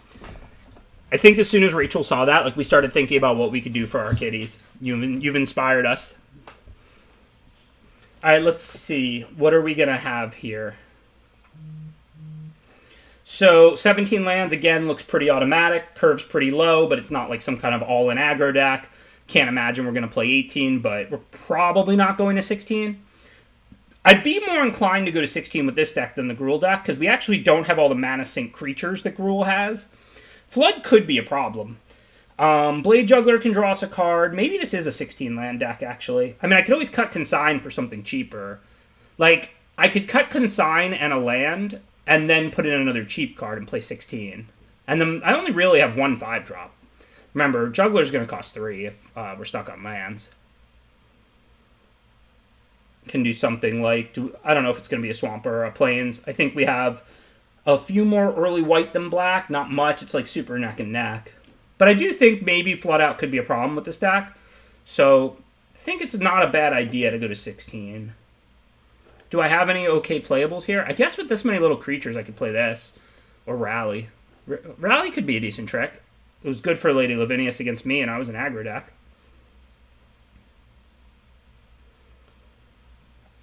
Well, now I'm going to have to get it. Something of that nature. Maybe later in the year, because I don't know if I want to put that on the wall of my apartment to take it down, but I'm planning to buy a house this year, so maybe when we buy and move into the house, we'll start setting stuff like that up all over the walls for them. Okay. So let's see. I think we have more black cards than white, but more cheap early white cards by a little bit. Well, Consign isn't too expensive, but I think I'm going to go the 16 land route. So I think I want like a cheaper card than a 6 mana card. Yeah, congratulations, Voxy. Yeah, I own one like condo or whatever, like, you know, that I bought way back in the day, and then I've been like, I'm in a kind of a weird living situation. I rent that out, and then I'm renting an apartment. It was kind of like, you know, I bought it like something small and cheap and out of the way when I started making money way back in the day. And then I just started renting like nicer, bigger apartments in better locations. Okay, anyways. Enough about Ben as the real estate inventor. Let's see, investor. Let's see what Ben Stark, the draft cutter, is going to cut. So is this the right 40? I think this deck wants to be 16 lands. So many 2s and 3s. I don't really have other cheap cards I want to put in. Bladebrand draws a card, and Juggler draws a card.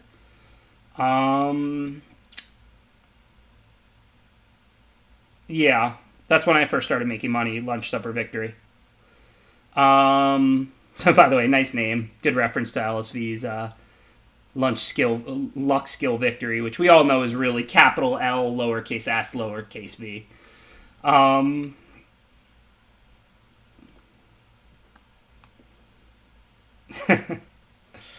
Hey man, like I say all the time when I'm arguing with those peeps, like I'm all about helping people, but I'm not a communist. But like I said, let's save the politics for ads and chats and Twitter, and let's cut a card and get into the next game.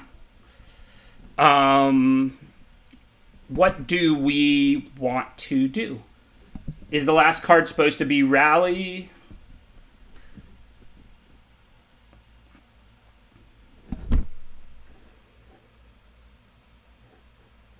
So my best cards out are Consign and Watcher, I think. Watchful Giant. But I don't actually want to put a 6 drop in this deck if I'm going to play 16 lands. I think I do want to play 16 lands. Bladebrand replaces itself. Juggler draws a card. And I mean, most of my cards are cheap. And I don't have like the mana sinks like the Gruul deck does. So I think 16 lands is right. It's not like we can't play another 4 drop. I mean, you can have a 5th 4 mana card in your 16 land deck. I have 1 5 in the whole deck. Just saying we would prefer cheaper cards. I do also have a lot of creatures, including like these Vamps and all these Afterlife tokens. Maybe I play the Stalwart, maybe the Rally. Not really sure about that.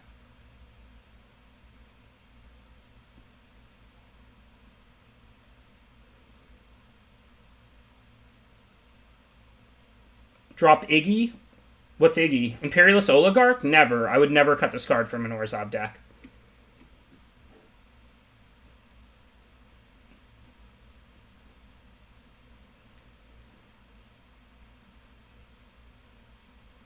Oh, Ill-Gotten Gains. Yeah, I mean, that card maybe is cuttable, but we're pretty grindy. And I guess there's not going to be as much Clear the Mind as there was last time, and there'll be more Rakdos and stuff, which is where Ill-Gotten Inheritance isn't good. But, like, this deck does kind of struggle to go over the top of, like, any sort of blue-white control, and Ill-Gotten Inheritance is good there. Vampire's pretty medium, but it follows on curve nicely after Hero. And like I said, it's pretty good against the aggro decks just to get that 3 life once. Yeah, I mean, Rally's probably the worst card in. I'm not even sure if that card is in at the moment. I'm debating, like, I'm pretty sure we want 16, and I'm just debating on the last card. I had Consign in, but I don't want to play a 6-mana card as my last card in a 16-land deck. I'd rather just play, like, a 4.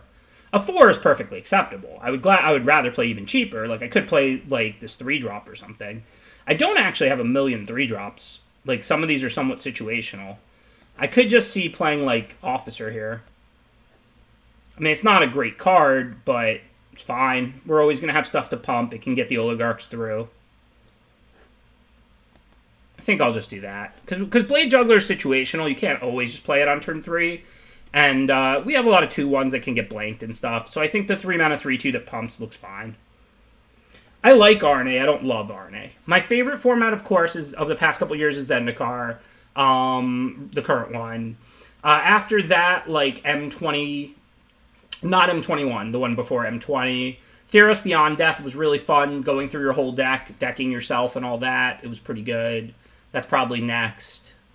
Then maybe you get to stuff like this. Like, I think Eldraine was pretty bad, though I think it got a bad rap because of the bots. Ikoria, like, I'm just too biased at this point. Like, cycle, Zenith Flare. Like, Zenith Flare in Ikoria is probably the closest they've ever come to actually should ban a card from Limited. Because it's an uncommon, not a mythic rare, and you get it every single game because all the cycle deck does is cycle, and then play that card. What is up with these hands? Oh, we're playing Gainsay. That's Andrew Cuneo, who stopped in the chat earlier today before the Gruul draft. We're on the draw. I mean, I just don't think you can keep hands like this, right? Like, if I don't draw planes, I'm casting almost nothing. Where are the MDFCs? Oh, now planes and no swamps. Great. All right, well, what are you going to do?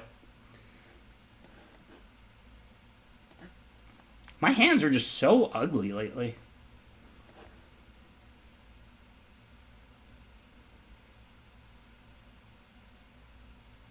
Yeah, Cuneo's very good. But also my hands are not. It would be nice if I could have just had a 7 with a black and a white.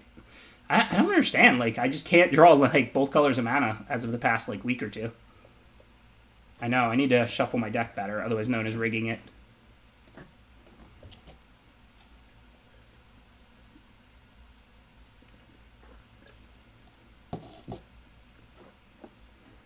No, Deathsea's the landlord. I'm not a landlord.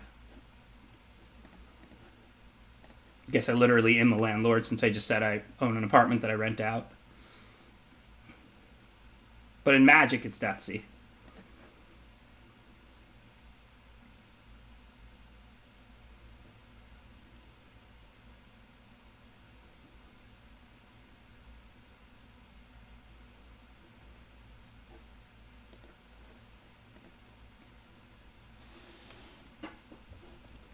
It's going to take more than Moisturizer, base 6. Good times, good times.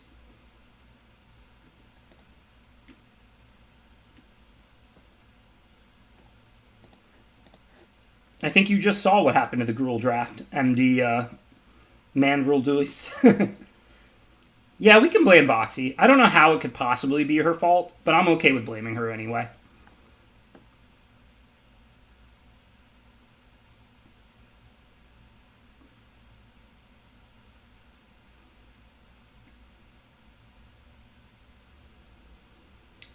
Yeah, I mean, I only tried it once. After I saw I didn't have the Muddle Gator in my second hand, the Scuttle Gator in my second hand, I didn't mull again. So, I mean, I only tried it on 7. I don't know. My opening hand had, like, no swamps or no plains, and then my second hand had no swamps. So I'm not sure. Just kind of a rough spot there. Would have liked to given you a better game, obviously. Mulligator. That's your deck if you play Scuttle Gator. It's called Mulligator. Yeah, I mean, I have 1 gate. I mean, my land count is 9/8. Like, that's a pretty secure land count for a 2-color deck. Like,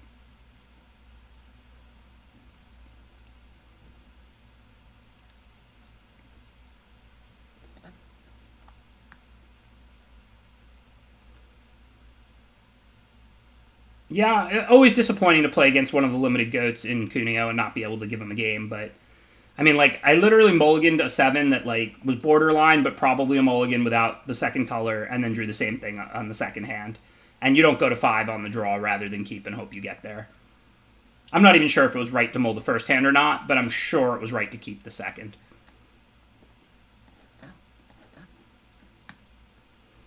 Thanks, Drops MTG. Appreciate the subscription. As my win rate has been dropping rapidly, it's nice to see the support for my stream has not been dropping. So I could block. Well, they won't be able to ping the token because it's not in play to target. So this is just trading my 2/1 for their Footlight Fiend. That's not great, but it's probably right to do. I have a handful of business, and I have a 3/1, so I kind of don't want that Footlight Fiend in play. So even though I'm trading my 2-drop for their 1-drop, they're pinging me, and I'm getting a 1/1 flyer in play. So I think that's a pretty good exchange. Not great, but I think it's correct. Alright, so the 1/1's not going to be able to block the 2/1 if they play a land, unless we want to sack it to gain 4 and tie up their mana. I don't think we do. We have an Ill-Gotten Inheritance, we have a Vindictive Vampire. We kind of want to race, so let's just poke them in the air. We can trade the 3/1 for the 3/3, gain 3. Not a bad turn.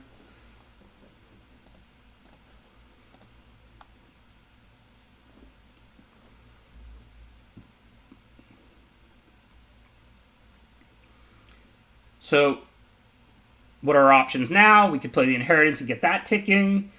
We could play the Gruden and the Twilight Panther. The Grudian. We could play the Vindictive Vampire. Doesn't seem like we want to do that. I think that, given we have 2 Death Touchers, I'm pretty happy to just trade off Grudian. So maybe we double spell. You know what? But if we play a 4-drop, like Inheritance, next turn we can play like Vampire and Panther or something. Feels like we're just taking more damage if we do that, though.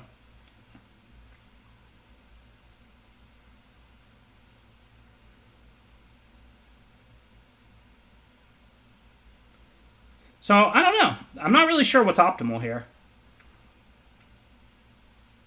Gruden Panther no block? Well, if I'm gonna no block, I think I play Inheritance. That's what I'm trying to decide right now.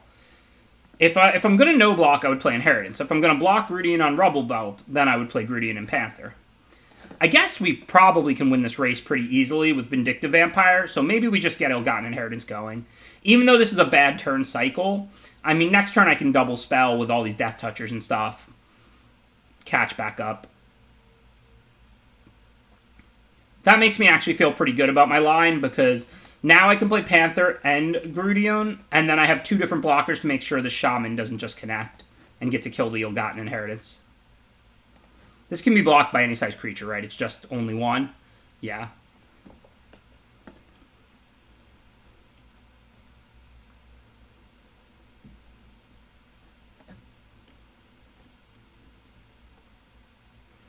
So I don't want to trade with both of those. I need a Death Toucher to stop Shaman. The question is, do I trade with either? Yeah, I'm not going to always have mana to sink into the Rubble Belt, to the Panther. I think I'll trade the Panther for the Rubble Belt. Keep the Grudian around.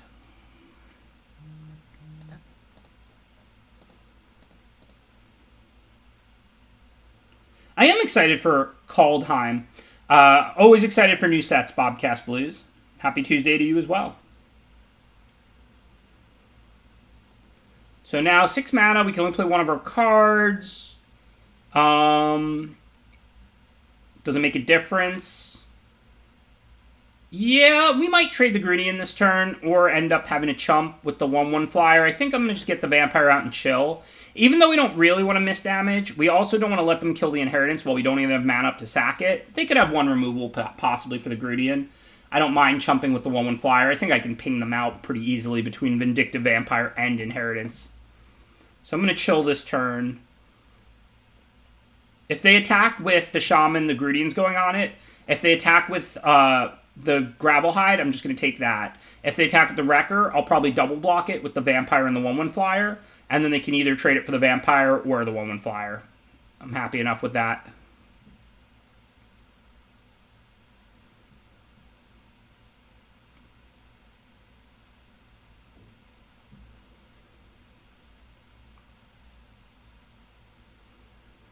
I mean, if their last card isn't anything, we're definitely in a winning position. If they have a removal for Grudian, then this becomes like a pretty tight game. Not looking great for us. Still winnable, I would say, but not looking great for us. Alright, well, that I'll just take.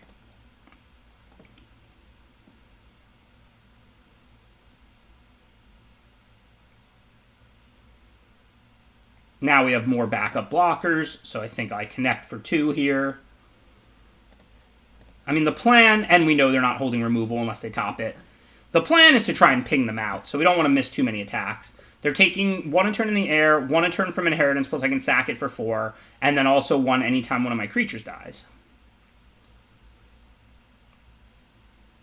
An officer can jump in front of Gravelhide. The pump doesn't change that. Grudian can block Sundering Shaman or Rentorn. Obviously, I'd rather block the Shaman. If they send both, I'll block the Shaman. But if they send just Rentorn, I'll trade Grudian for that. Okay, so looks like that. And that, like I said, not great, not horrible. They take 2, they go down to 10. They take 1, they're at 9. Can put them down to 6. And then I kill them on the following turn if I can survive. Seems okay. I probably just have to draw something.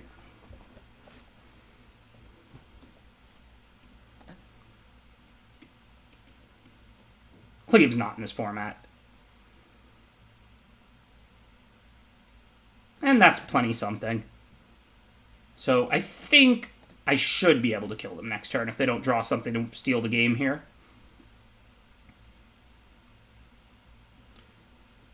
If I throw the Messenger in front of the Rentorn, they take 1 and go to 7. And then I attack for 6, 5, ping to 4, sack Inheritance for 0.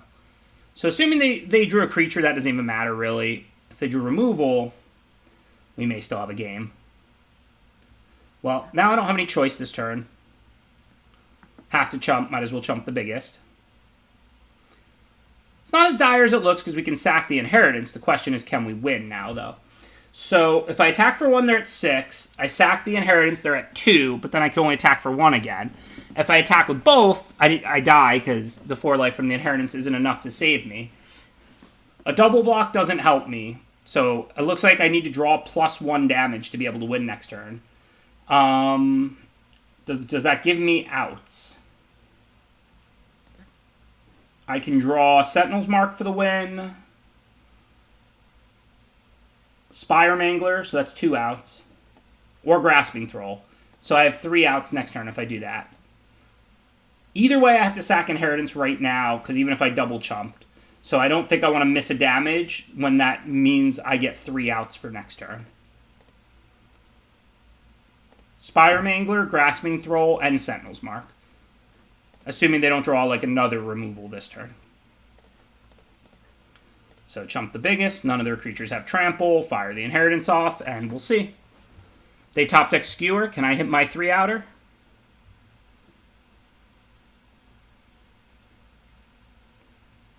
No, I cannot. So I'm 1 point short of killing them, and I am dead on board. Good game. Thanks, Golden Nugget. Appreciate that 18 months of support. Hopefully you find a lot of gold nuggets just walking around outside. I don't know. That's probably not possible.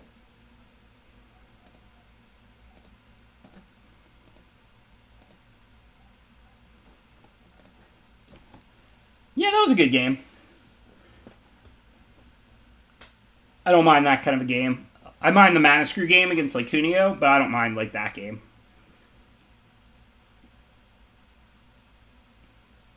I agree. That was a really good game of Magic.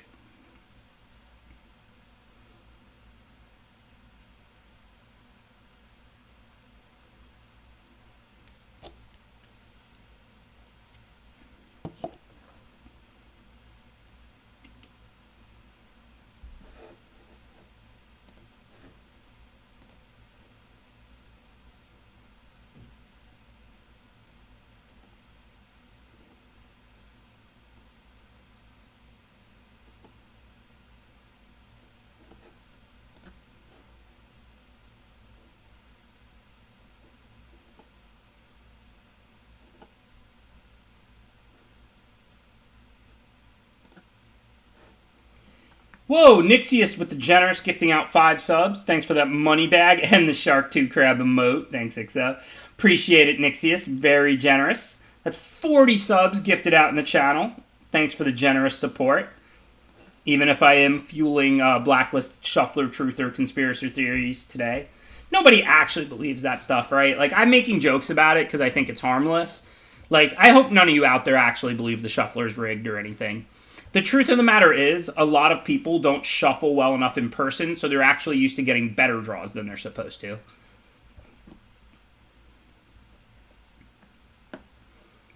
Okay, looks like a good time for the Officer. We don't need to kill persistent petitioners. The Officer lets the Syndicate get in when it would be blocked otherwise.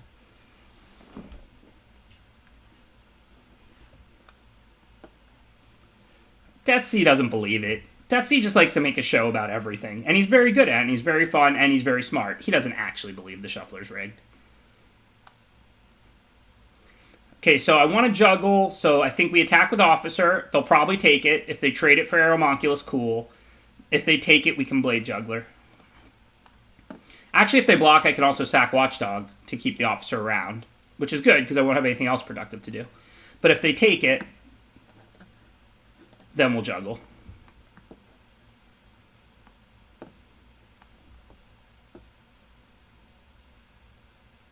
I hope so, Bobcat Blues. I don't really know. You know, the things I'd really like to see is the ability to invite people from your friends list to create your own draft. Like, that would be a great way to do an 8-person with friends, to do a streamer draft pod, to do draft tournaments, you know, whatever. I would like to see limited qualifiers. And, I mean, I would love to see something like a monthly limited Phantom subscription pass or something where, you know, the cards disappear after the draft, but you can draft unlimited or something for a month or whatever. Something like that would be cool, or for the set. But the biggest one, I think, would be for the competitive players. I think it's absolutely absurd that there isn't a limited MCQ. You qualify by being top 1,200 in limited, and then you have to go play standard, which you don't even play. So, I mean, number one would be a limited MCQ. Number two would be like draft pods, like the ability to invite 8 people from your friends list or 7 people and create your own pod. And then some sort of limited pass I would also like to see. I think that would be cool.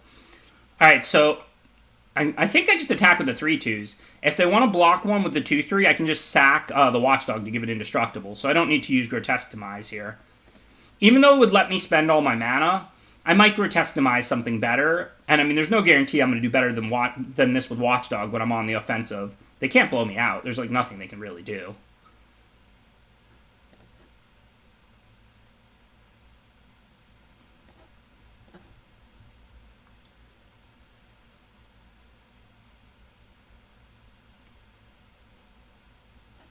Yeah, I mean, spectator mode should certainly exist as well. That's definitely on there as well. I was talking more limited specific. Obviously, it would be used for limited constructed, just for whatever. But I completely agree. I thought I was being asked more like, what would you like to see for limited on Arena? I would also like to see spectator mode on Arena, of course.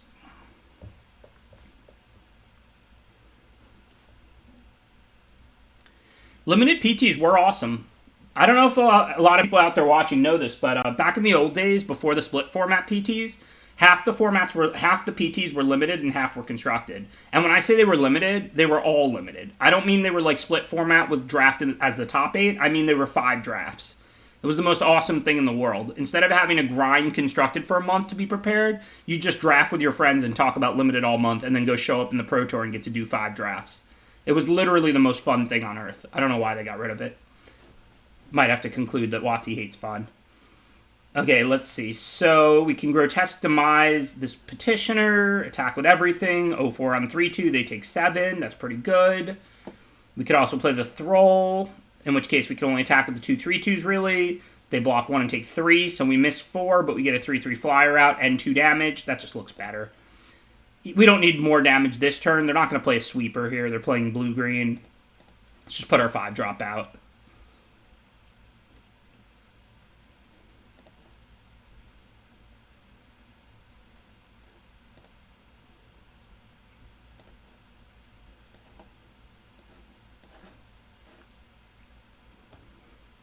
Unless they were closer to decking me than I thought, I don't think we can lose this one.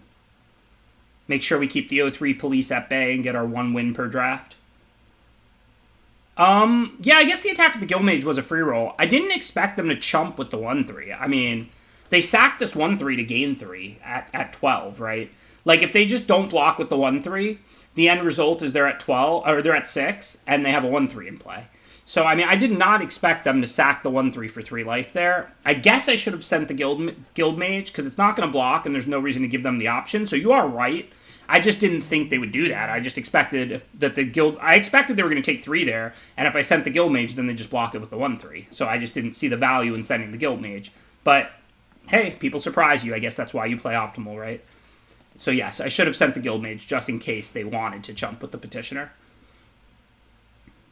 Although I guess it might have kept them off chumping with the Petitioner if it was a mistake, which I don't know. I mean, I'm happy that they have 3 more life and no 1-3 in play. So It's hard to say.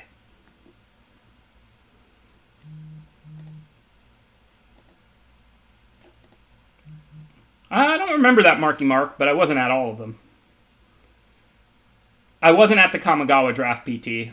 It's funny, my last draft PTs were Mirrored in Block before I took a break from the Pro Tour, and Champions is my favorite draft set ever. I did not time that break well.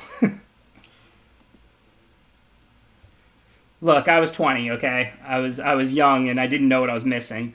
Also, I mean, so many of the sets were good back then and stuff. I didn't know that Champions was going to be, like, this best set ever.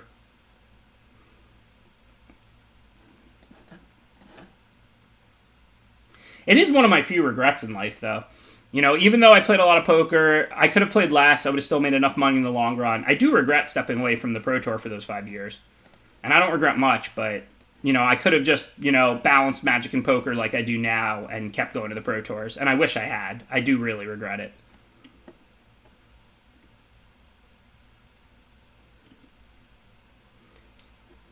Okay, this turn's easy. Attack and play the Messenger. It's a good trade for us if they block.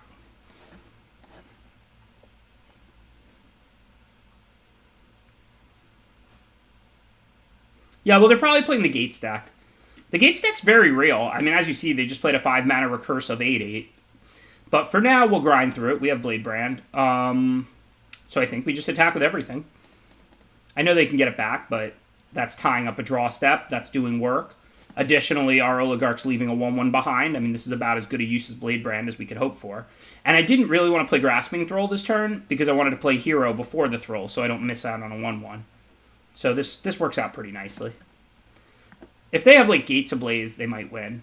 If they don't have a Sweeper or something like that, I like my chances.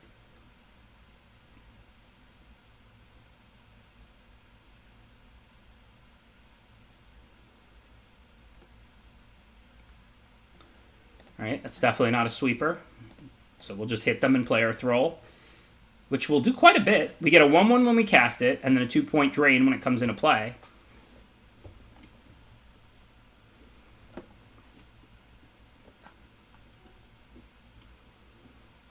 They need to have it like the 3/4 Angel that gains a bunch, or like Gates Ablaze. I mean, they're not going to come back in this game just casting like one creature. That's just not going to happen. Just going to pump something small and attack with everything, and I think they're going to be dead here. I mean, maybe if they have removal and a block, they can go to exactly 1 or something. I think the 1/1/1 makes it lethal. 2, 4, 5, 6 exactly. Yep. Thanks that time. It's Bra? I don't know.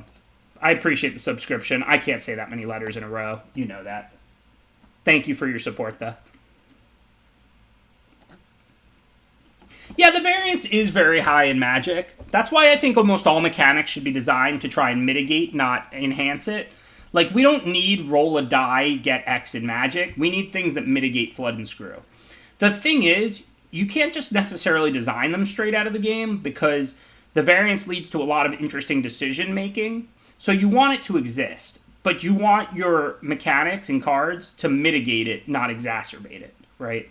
So that's why I love all these mechanics like land spell modals and cycling and kicker and stuff that gives you options.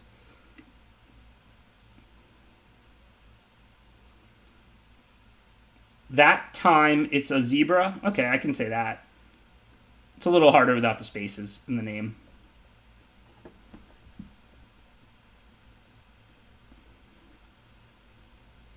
Zebra's another animal like Wolverines that I don't think I've ever actually seen. Like, I've been to the zoo, but I don't recall seeing any zebras. I do believe they're real. I also believe Wolverines are real. But if you've never seen something, can you really be sure it exists?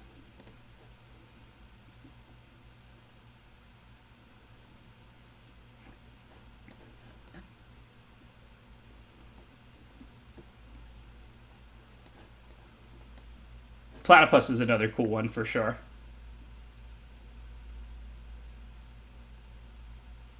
Well, look, I believe in math and science, but they don't necessarily... Math and science don't necessarily prove Wolverine's existence on, like, some abstract level. Thank you, Jat128. Appreciate the subscription. But you've seen the photos ministered by angels, so you know Cool Ben exists. So I really want to attack and juggler, but if they attack, they'll almost certainly block. This is such a good trade for them. So I think what I'm going to do here is put out the Enforcer over the Grudian. Normally I would play the Grudian because it's more mana efficient, but I want to connect for 1 so that I can play the Juggler and draw cards and find more lands and just develop better. So I want to put out something that they probably can't block profitably. And since the Enforcer leaves a 1/1 behind when it gets blocked, that's the best one to try and connect with this turn. Now I can attack with that. If they trade with the Sage Rose Savant, I'll just play the Grudian or something. And then I have the 1/1 flyer to try and hit with next turn. If they take it, then I can juggle this turn. Actually, I guess I'll just play the Vampire. That can block the Rubble Belt. No reason to play the Grudian over that. Get my 3 life.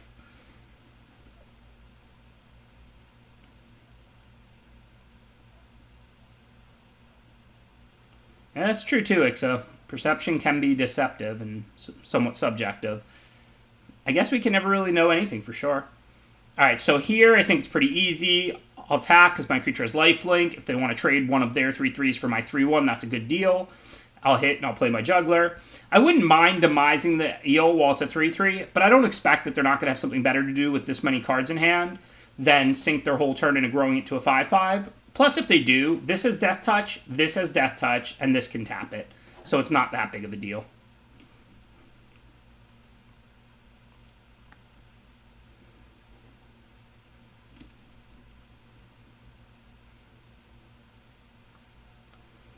Okay, it looks like we just want to play our creatures. I don't really see any choices. Put out our Death Touch. Hit for 1 in the air. Life is good. That Rubble Belt has to attack, so I can block it with the Enforcer and get my 1/1.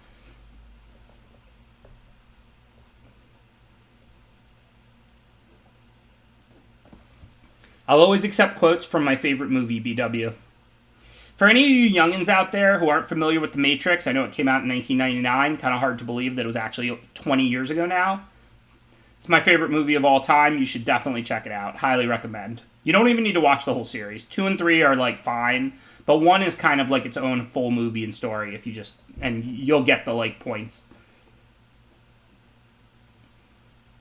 So they killed both Death Touchers. All right, or bounced anyway. No good block this turn, but we got plenty of life. We can just replay them. So now this is easy. Attack with both, because Juggler for the Eel would be a good trade. And we have 2 more. We can just put back down the 2 Death Touchers again. So again, we have 2 blockers for their attackers, even if they have removal.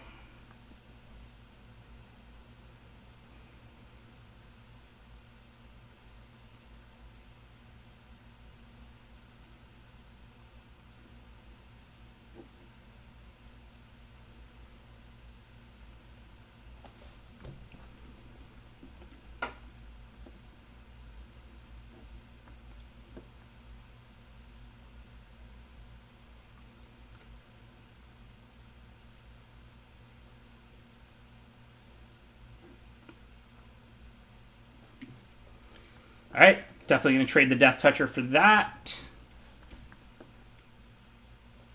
Then let's see. I think we just attack with the Juggler. They might be more incentivized to block with a 3/3 thinking they have the Eel. And then I'll probably demise the Eel now. Because the thing about Adept that's tricky, if they go to Adapt, I can demise the Eel, but they can actually adapt again in response. Because the way this works is it gets the counters unless it already has counters. I know they only have 1 blue, but maybe they'll draw an island. Maybe they'll draw a different pump spell. I just don't think there's that much reason to risk that. But I don't need to do it pre-combat, because that would just be giving them information. So first and foremost, I'm going to attack. I think they'll probably trade Zartuf or Juggler, but maybe they'll take the 3. And then post-combat, while they're tapped, I'm going to demise the Eel. I don't expect to do better than that with Grotesque Demise. That's effectively a 5/5 now. And of course, we'll lay Pontiff. Only if they rip a blue source, but this is a 1-drop. Presumably, they have plenty of blue sources.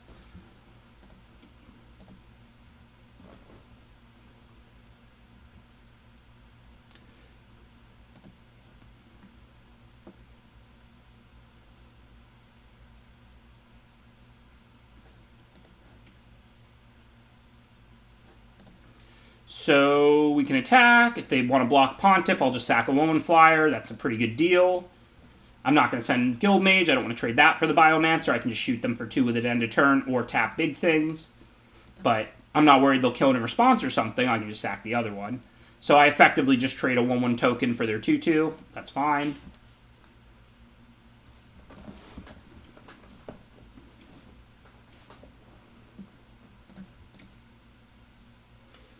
So tapping that's going to deal them more damage probably than nugging them for 2. So let's go ahead and do that. I guess it's actually the same because it's a 2/2 getting through. Maybe I'm supposed to just like nug them for 2 here and let them block and sack the 1/1 token. It's pretty close. Tell you what, the life total is 16 to 8, so I just won't tap it at combat and I'll see what else they do. They can hit me for 5 if they want.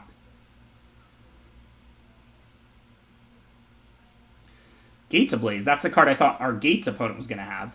This opponent only has 1 gate, so they're just killing the 1/1. Alright. It's a good thing they don't have 2 gates. I mean, I would still save the Pontiff, but I would lose the Tapper then.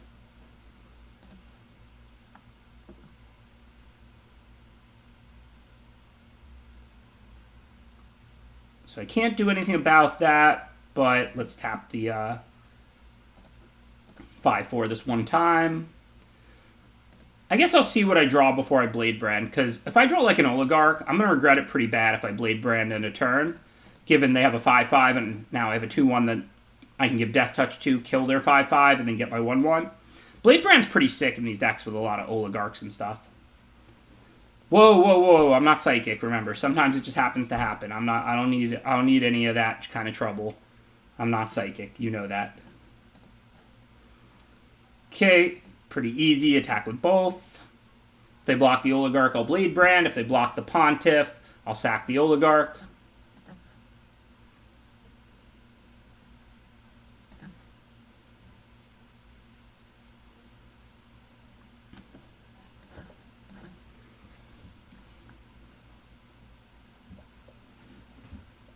I don't need that kind of trouble. If I was psychic, I'd just buy a lottery ticket instead of grinding 2/5 at the local casino, right? Just buy 1 lotto ticket once. There's no way you even tip them off or anything, right? Like, people win the lotto. I would just...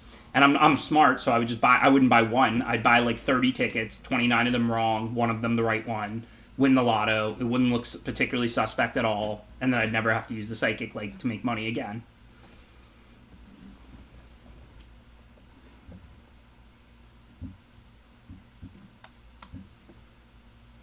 Thanks, yeah, that was a good game. 2/5 no limit. I did not. I'm guessing this is going to be some kind of Burnator joke. No, I'm not banned from any casinos, Nukes Tom. I'm not allowed to play blackjack at some casinos, but I've never been banned from a casino in my life.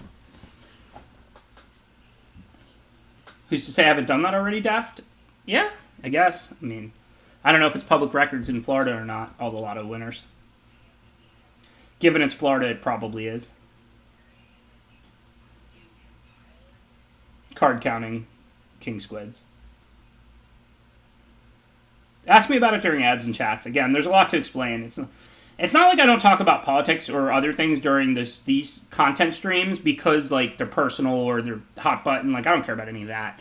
It's because, like, I want to focus on Magic strategy when I'm making Magic content. Ask me about it Thursday night during ads and chats. If you want stories, you can have them. But not when I'm here discussing draft picks and in-game plays, when I'm online showing ads and hanging out and chatting. But feel free to ask me about it Thursday night during ads and chats. It's not illegal. It's against the casino's rules. If they find out you're doing it, they just stop you from playing blackjack. You're not breaking any laws.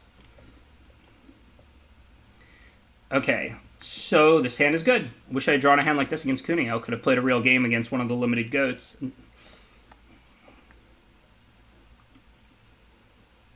You know it, King Squid. I gotta leave those cliffhangers, keep my ratings up, especially for when I show ads and rake in all that sweet, sweet, sweet Twitch ad revenue. Gotta tease it all week.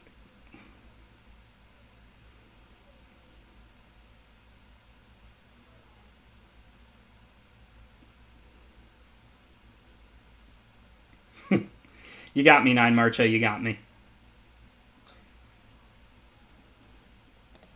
So any even trade with the Oligarch is pretty good for us because it leaves us behind a 1/1 flyer. If they're going to take it, cool, we'll just continue marching forward.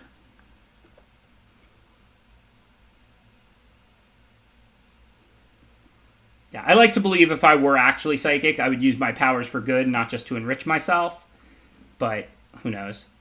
All right, so that's going to have to attack. I mean, we can attack the Oligarch. If they block, we can Blade Brand while they're tapped and it's safe. So there's some upside there. If they take it, it kind of tips off we have Blade Brand, but I'm not sure that super matters, especially if I'm going to cast Pontiff. So I think I attack with just Oligarch.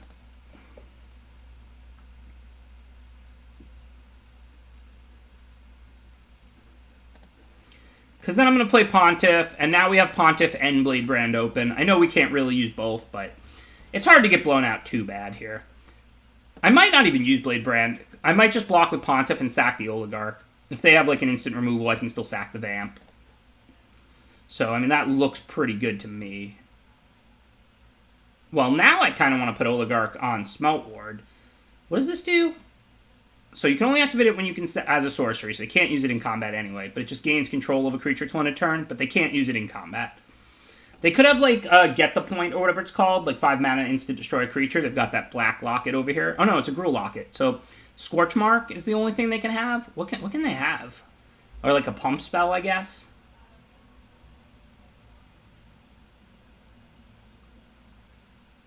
I don't know, but I get to attack back with a 3/1 lifelinker, and I'm still at 20. So I'm just going to offer the good trade for now and find out what they have. It's not like I'm going to miss out on the opportunity to eat this Rubble Belt later. It has to attack every turn. So I can play, like, I can have Pontiff up to eat it later, and I can get in for now with, like, a 3/1 lifelinker and gain all that life right back. So I think this is pretty clear. Attack with these two, then play Grudian with 2 up. I can then block, sack. If they have removal, I'll just sack something else.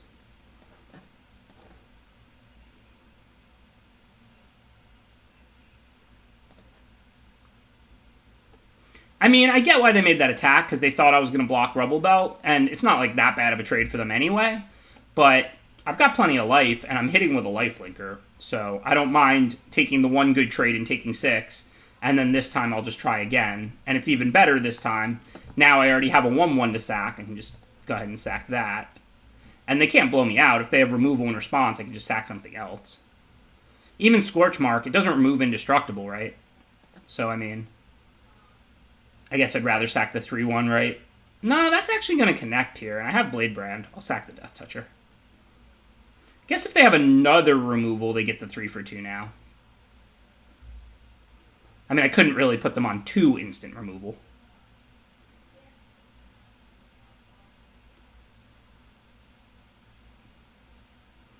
And this actually works out pretty well. I mean, connecting with Lifelinkers is a big deal. I mean, they do have to beat me before they lose to all my flyers. It's going to be pretty hard to do that if I'm gaining 3 a couple of times. Well, why not block with the Grudian? I mean, I was trying to trade a 1/1 for the 6/5 instead of the Grudian. Remember, the first sack was a 1/1 flyer. So I'd rather sack a 1/1 flyer to kill the 6/5 than a 2/2 Death Touch. Obviously, when they had the instant removal, that killed the Grudian. But good beats. I ended up trading Grudian and a 1/1 flyer for their 6/5 and their removal spell. So that was pretty good for me. Okay, so if I attack, they have to block. I can Blade Brand. It's not great, not horrible. I guess that's worth it. I think I officer up the Pontiff and attack with both. This way I guarantee get 3 in. If they block the Pontiff, I'll just sack the officer to it. If they block the Vampire, I'll Blade Brand it. Yeah, Cuneo says Scuttlegator's completely unbeatable. I think it's very, very good, but he overrates it just a little bit. I got jokes today. That card is complete and total filler. It's not, like, embarrassing if you have to play it, but it's not a good card. It's just it is what it looks like. A giant monster for 6.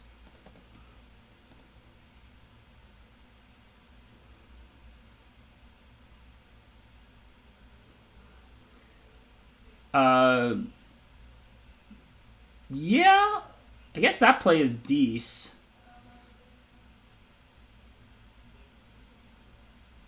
I still get the good block on the 2-1, and the Pontiff still has Death Touch and Indestructible, and the Rubble Belt still has to attack. Well, I could just do this after they attack in their main phase. Yeah, that might have been an even better line. I mean, I think my play was right rather than block with Grudian, but maybe the best line was after they attacked, I sack the Oligarch to the Pontiff, then I can trade the 1-1, because I'm going to have to sack something to the Pontiff anyway, so that basically just means I don't even have to take the 6, and I still accomplish what I was trying to. Yeah, I think you're right. Good job, chat. Decaf Gambit, you're right. I should let them attack, and then before blocks, sack the Oligarch to the 1-1. And I had 2 up, so I could still sack something else if they had the instant removal. Yeah, you're right. That was the best play. Good job, Decaf Gambit. Okay, I go to mulligan this, of course. Back to these unplayable hands. They're sick of me winning games, but I'm not going to go to 5. Just bottom one of these lands on the draw. Hopefully we'll draw some swamps. For anybody not following the conversation between me and Decaf Gambit, they suggested that one turn when I went with the on the play. I mean, I'm still going to keep, but I might have not bottomed the planes. Decaf Gambit suggested what I should have done that one turn when they attacked with the 2-1 on the Rubble Belt was after they attacked, I should have sacked the Oligarch to the Pontiff, because I still had another mana to protect me from instant removal, and then I could have put the 1-1 flyer on the 2-1, and the Pontiff that now has Death Touch and Indestructible on the 6-5, which accomplished the exact same thing I accomplished over the 2 turns. It just does it in 1 turn without taking the 6, so it's better. So, nice job, Decaf Gambit, to recap that spot.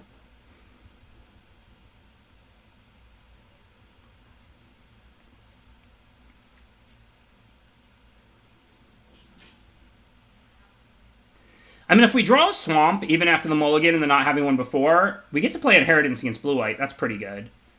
But I can't attack the 3-2 into the 2-1. That would be good for them, so we're stuck for now with our usual mana screw of the day.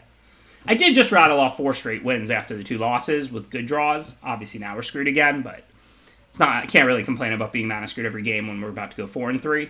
But it is unfortunate because this deck is sweet, and it is another mana screw.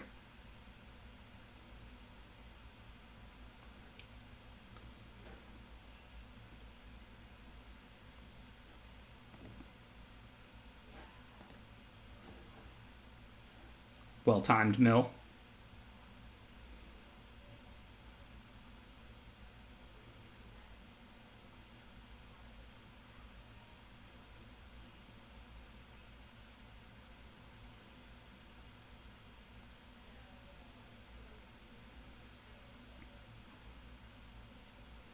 No, I've never cosplayed. I might make it one of my like my next charity stream. I might make that, or another rap or something might end up being the top goal, but I don't know. I thought my rap was really good. I mean, I did get a few offers for record deals after that, but I turned them down because I wanted to focus on my Magic career, but I think it was a pretty good demonstration of talent.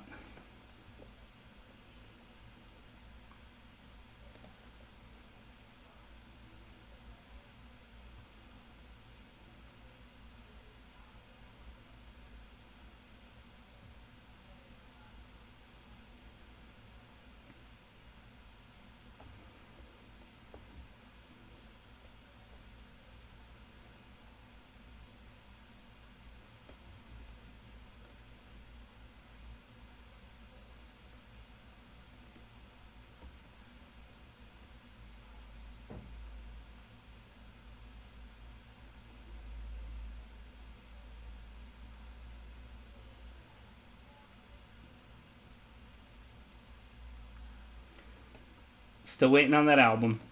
Me too. So I'm not going to trade with the 2-1 because it'll just leave 2 1-1 flyers behind. I'll bounce with the 1-3. If they have a trick, they can take out my Panther. Who cares? I actually think now that we have the Swamp, this game's not as bad as it looks on board. Like, my cards in hand are pretty cheap. I should be able to dump most of this out and catch up. Not saying I'm going to win. And of course, we'd be in much better shape had I had the lands earlier. But I do think this is still a winnable game. So for now, I can play Grudian. That will stop the 1-3, but it still doesn't really stop the 2-1. Oh, but I can play the 1-3, which stops the 2-1, so that's nice. So can I play a flyer in the 1-3? No. Oh, yes, Fire Mangler, but do I want to pump itself and trade with, like, the Messenger? I mean, that's not great. Because, like, my choices this turn are, like, Syndicate Messenger, which stops everything, but if they have something, like basically I'll take 1 in the air, but if they have something, then I have to take 5 again. Or I can play Watchdog and like Grudian or Mangler. I guess it's better to just play the Syndicate Messenger. I still have plenty of life, and this is the card that interacts the best on board. And if the Law Mage is binding it or something, like I can take 5. Like, I'm gaining 1 a turn. They're blue-white. They're not an aggro deck. Like, who cares if they get in 5 damage? It's, like, really not that serious, I guess.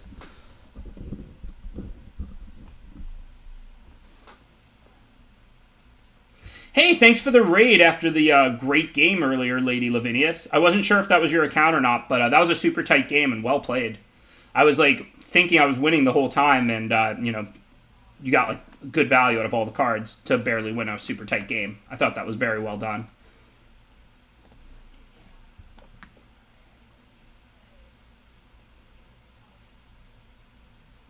Yeah, I know I'm not draining them out anytime with the inheritance, but remember, turn after turn, it's going to keep ticking. So, like, a stalemate means the inheritance just sits there ticking away. It's gaining me 1 a turn, so the damage they're pushing in while they're using their Rester's Admonitions isn't really going to add up. Yeah, that's what I was hoping to top deck over the last couple of turns and didn't, but obviously you stumbled on mana and I had a really good draw, so, I mean, I can't complain about not topping my super smashes. But I was literally telling my stream, like, okay, I need to draw a smash here, whatever. Somebody was actually saying I was funny listening to both streams. That's probably why. They were behaving properly and not telling me what you were saying or anything. They just said it was funny listening to both streams.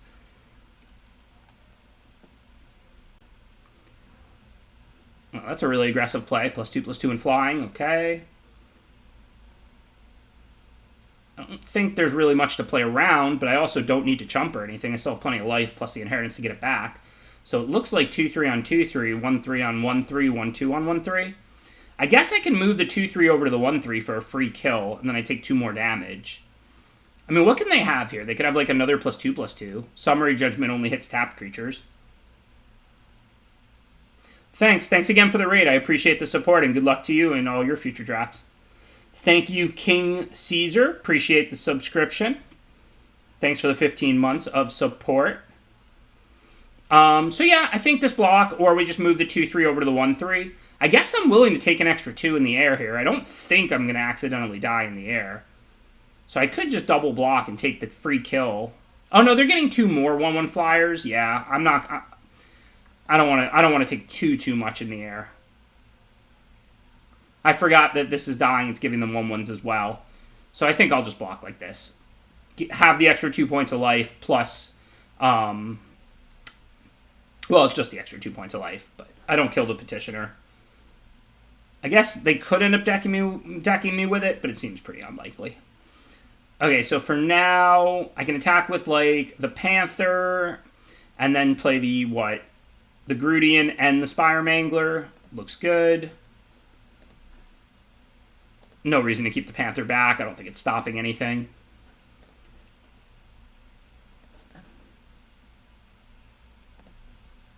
I actually like the 3/1 because it lines up well against Gruul because it can trade with the early stuff and gain you 3 in their aggro. And Rakdos is really about like pinging you and getting in Xaxes. And like, there's plenty of removal to get it through once or twice. I've actually found the 3/1, like, look, it's not great, of course. It's one of the weaker playable 3-drops. But I've actually found it to be something I'm happier to put in my deck than to cut from my deck. Of course, you can cut it from your best decks, no question. So with the Tether, I now only have the 1 flying blocker, so that's not great. I can pump itself, so I can choose between blocking the Messenger or the Pegasus. I'm definitely going to... No, I'm not definitely going to do that, because I have the Watchdog when I have 1 more land on future turns to save it. So now I don't know what to do. What do I do? I guess saving it has very little value. As a 2/1, it would just trade with 1 more 1/1. I think I just trade off with, like, the Messenger, probably. This way, if I draw, like, a way to unlock this thing, or or something. I don't know. I mean, either way, I kill 1 point of power in the air because I'm trading either with a 1 power flyer or a 2 power flyer that leaves a 1/1 behind. So either way, I reduce the flying armada by 1. Oh, yeah, Demise is a reason to have done the Pegasus because that would cleanly answer the 2/3. Yeah, that might have been a very small mistake, but a mistake. Okay, so we want to attack on the ground. Any trade is good once we have the Vampire out, so let's play the Vampire first. We're not dying in the air this turn, right? No. Okay, well now trades on the ground are just even. They don't really help or hurt us. So they have 4 ground attackers. We have 4 ground blockers, and we're going to play 1. So we're only looking at 1 attack. And any attack can just trade with the Caracal. That's not really very good. So I guess I'm just chilling. I'm probably going to lose to this Flying Swarm. I mean, did I play my Grasping Thrall yet? No. So I could draw Grasping Thrall. I'm not sure that there's much else I can draw. I don't actually have ways to sack the Messenger for profit. Like, if I had a way to, like, sack 2 creatures, that would be pretty good. But I think Grasping Thrall is my only potential out. The Chillbringer may make it not even an out.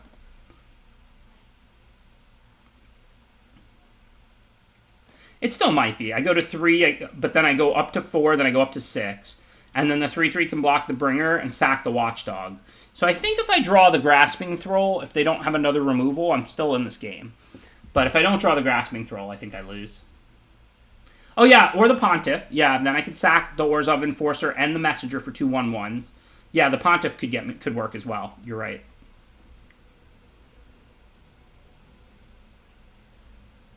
That'd be a pretty bad ground attack. I mean, I don't know if it would be enough, but it would let me trade off the Messenger and get a 1/1 flyer. It would definitely be beneficial for me. But unfortunately, the opponent just teased us a little and then realized they didn't want to attack on the ground. So yeah, we got to draw Thrall or Pontiff or something useful like that to have a chance. Another Enforcer with no way to sack it. I mean, we're not dead in the air this turn, I don't think, if we sack the Inheritance. But that's going to make it even harder to come back.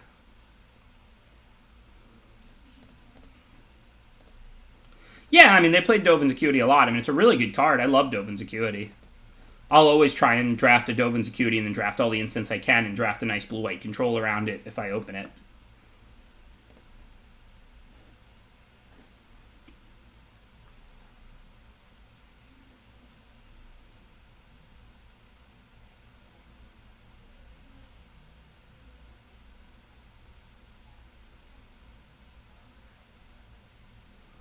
Yeah, I don't necessarily think I have outs after this. I'm not saying I do. Last turn, if they didn't have any more instance removal or whatever, which they did, they would have just tapped my flyer. But if they didn't, I could have drawn Grasping Thrall or Pontiff, and I think still been okay. But even if I top decked one of those this turn, I'm not sure that it'll be enough. I can make like 3 1/1 flyers with Pontiff, which is, I mean, is a lot, but I don't think it's enough.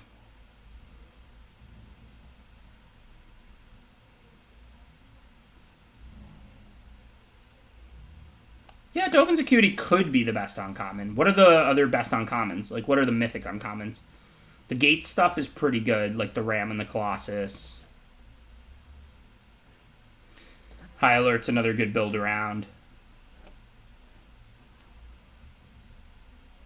Mortify's good removal.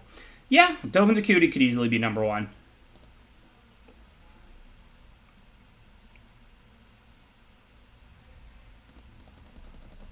Alright, so 4-3. I mean, this deck was a pretty average. I actually think the Gruul deck that I won 3 with was much better than this deck.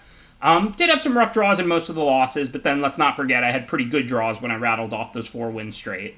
So it's kind of the nature of best of 1. So I know it's a short day, but we're going to do one more Ravnica Allegiance today, and then I will see you again tomorrow at 3 p.m. for 3 more of these Ravnica Allegiance drafts. I hope we at least manage to open Shark Toe Crab? Shark 2 Crab. No, it's Shark Toe Crab, right? Disinformation Campaign is better than Dovin's Acuity. I mean, they're different formats, of course, but... And yeah, I get the personality test, because they're kind of like both grindy card advantage, but one attacks the opponent's hand and one gains life. You know, blue-white or blue-black. But I think that Disinformation Campaign is substantially better.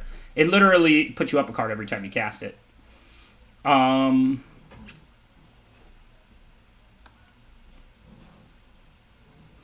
Okay, so we could take the glass and then try and draft all gold creatures, but it's not always the easiest to do. Daggercaster sweet with Blade Brand, but it's not really that good in Gruul, and it's not really that good without Blade Brand. Like, I don't think it's, like, a busted card or anything. I think it's just fine. Flames can be great in Gruul, but it's expensive. Arister's Admonition, I can't pronounce things, is a good common, one of the best, and it's one color. We could definitely consider that. I don't think there's any reason to consider any of the other commons. So this is Admonition, Daggercaster, Glass, Flames. I think it's just Admonition. Like, it's one of the best one-color commons. It's good. It's great in blue-green. It's great in blue-white. I think it's just overall the best card to take here.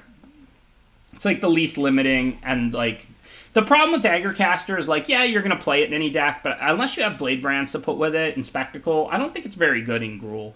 Like, you're gonna play it. Like, Daggercaster in a red-black deck is quite good and first pickable, but in a red-green deck, it's just a mediocre 4-drop. Like, I don't think it's a very good card. So we obviously can't take a blue card here. Fairy Duelist is fine, but not on the level of some of the better cards. Scott, Summary Judgment would be what goes the best with our first pick. Blue-white control is excellent in this format. Judgment and Admonition, both good cards in it. Hey, thanks, Max Power. Appreciate the lucky 100 bits. Thank you for that, Clover. So, Arrester's Admonition, we can't follow up with a blue card. The blue-green, not an option either. Root Snare, obviously not playable unless you're playing Turbo Fog, in which case you're one of the good guys. Summary Judgment, though, is good removal for blue-white.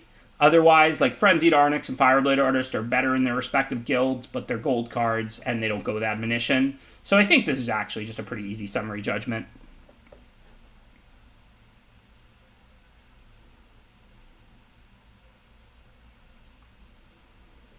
Blue-White Skies is fine. I don't love it as an aggro deck. I like Blue-White as a control deck in this format, based around like card drawing. You make stuff like Slime Bind good, and then you have card drawing late game and things like that. So for Blue-White, we would take like Chillbringer, which is good, nothing special. I think Gyre Engineer has just way too much upside to pass it. I mean, if we do see Blue-Green, then Gyre Engineer is like a near busted card. In that deck, like everybody agrees. So, I mean, there is Demise, too, which is excellent in white-blue, and you can definitely do Esper. I mean, in white-black, but it doesn't work with white-blue. But we don't have, like, Dovin's Acuity or anything where we need to really prioritize instants. And Admonition is probably better in blue-green than blue-white, even though it's good either way. And Gyre Engineer really is excellent. I'm not just trying to troll a bunch of people who didn't rate it that highly. It really is just that good in blue-green. Adapt is such a mana-hungry deck. Like, you just, if you untap with this, you just cast and adapt, like, at will from turn 4 on, and all your stuff is giant. Now, this is how you finish the last draft in the day. Pretty sad to have to pass the Lizard King here for it, but hopefully we'll see more of those. Thanks, Amritu. Appreciate the subscription. Thanks for the 10 months of support. This is a really good pack. I mean, there's Skewer, one of the best commons, if not the best. There's Hybrid, another one of the best commons. I mean, I'm going to take the Gyre Engineer and go for the blue-green Simic deck now with double Engineer, because we just got an Engineer and we have an Admonition. But that pack does have Skewer and Sauroform Hybrid, too. Very, very good pack overall. We could still play like a 3 to 5 color Gates deck, potentially. Blue-green can be a decent base for that. If not, then we're going to just play blue-green, you know, adapt standard Simic. I don't think the pick is super close if you're 100% blue-green. I mean, if it's pick one, pack one, you could definitely take Sauroform Hybrid over Gyre Engineer because you don't have a second color. The thing is, like, you know, we'd have to drop our other Gyre Engineer and our Admonition to play green-red, which this pack kind of makes me want to do, but... So this pack has, like, a Gates Ablaze, which is really good for the Gates control decks. I mean, I really just want to be blue-green, you know, Simic Adept, but the only card for that is, you know, Andrew Cuneo Invitational card here, Scuttlegator. So I guess I'm going to take Gates Ablaze. I mean, I'm not planning to turn this into a 4-color Gates deck, but you never know. That is a deck that can use Gyre Engineer, even though it's not Gates. That's a mana-hungry deck with card drawing and stuff. I mean, obviously, Gates Ablaze, negative synergy with your Engineers, but that's a creature-light deck where it has positive synergy with the whole deck. I'm still planning to just draft blue-green if I see it. I mean, this deck will make a nice blue-green Simic at a normal deck. But if I don't see it, I can't do anything about that. There is a Gate. I guess it's on color, and it's just over a Rentorn. I'm not really going to care about this Gate if I go 2-color blue-green, but it's not like a bad pickup. I'm still looking more towards a normal Simic deck. I mean, these packs have been like hit or miss, but if I can just pull together some decent blue-green adapt creatures, I mean, like I said, I have double Gyre Engineer and Admonition. That's a good start for a blue-green deck. Yeah, Rentorn's fine. It's pretty mediocre. I agree with that. Perfectly serviceable, but we'll never miss it. It's unexciting.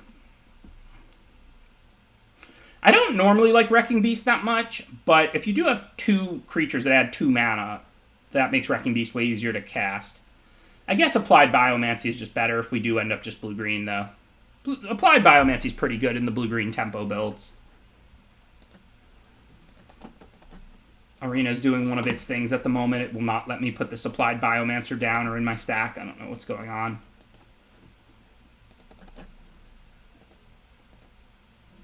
I hope we're getting the Biomancer. I don't know if we are or not. I have no idea what's going on right now.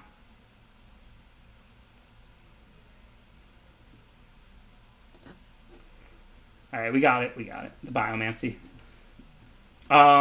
Okay, so now... I was right-clicking. I was trying. So now, Biogenic Upgrade can be good in those decks. I mean, you don't want too much of stuff like that, but it is good with the ramp and the small creatures. It is a card that plays pretty well with Gyre Engineer. Collision Colossus is fine, but you don't want to have to splash the red half. I think we just take the upgrade. I think this is supposed to be a normal... Well, that's a nice card for a normal Simic Adapt deck. Aeromonculus is very good. Like, we might have took a little roundabout way to get there, but... Assuming we can just flesh this out with creatures, this just wants to be a Simic deck.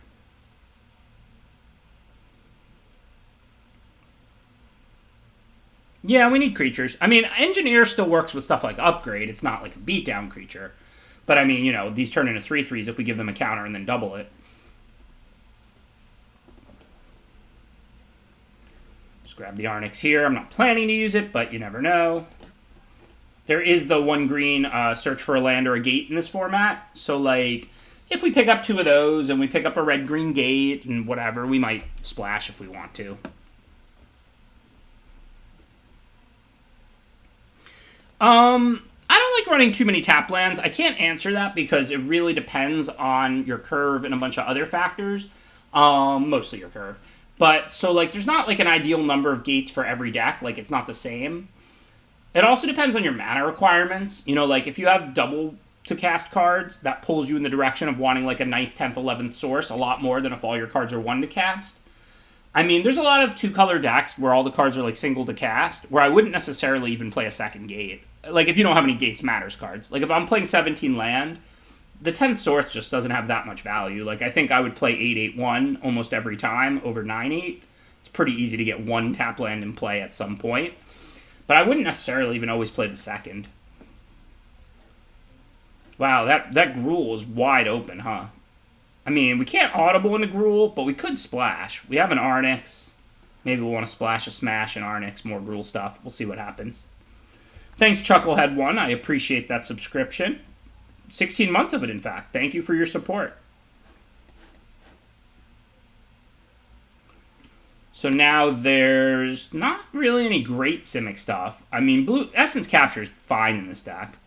It's kind of funny because the +1/+1 counter can actually be negative synergy. I mean, it is up to. You don't have to do it. But, like, you know, if you drop it on, like a Sauroform hybrid, you then can't adapt it into something bigger. Of course, if you drop it in an Aeromonculus, you just got a free adapt. And if you drop it on a Gyre Engineer, you got a free +1/+1. There is the Gruul Gate, but, I mean, I don't think we want to go down that path yet. I mean, we'll probably table it, and we don't have any of the green ways to search for it, and we don't really need to splash, nor want to. I think I just take Essence Capture. Hey, Shark 2 Crab? To go with the 2 Gyre Engineers? This is the right way to finish a day of RNA drafts after a long time off it. Regardless of whether we win or lose, we at least got 2 Gyre Engineers and a Shark 2 Crab. Alright, Skatewing Spy and Aeromonculus. The Spy is a little more powerful, but a lot more mana intensive. That seems okay for us. I mean, there's also a higher chance we'll table the Aeromonculus if there's nobody playing exactly blue and green, whereas a blue-white player can use the Spy. So I think we take the Spy.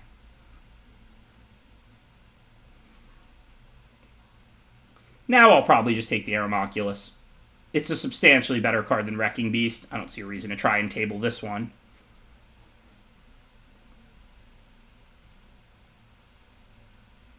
Just grab a Wrecking Beast here. Yeah, we need to solidify our 2-drop slot. We're good on 3 drops, obviously. Can grab a Gruul Gilgate now while there's nothing. I mean, Capture's a 2-mana card. You gotta have blue-blue. I don't care about the counter. I can counter their 2 or 3 drop and not fall behind. But Applied Biomancy's not. Like, you're not going to play this on turn 2. You don't really want to bounce something on turn 2. I don't really love Wall of Lost Thoughts in these kind of decks, because sometimes you want to be on the offensive. But we do have a really powerful flying and late game. We have Upgrade, Biogenic Upgrade, Wrecking Beast, Crab, Skatewing Spy. So I guess if I don't see enough 2s, I might play the wall in this deck.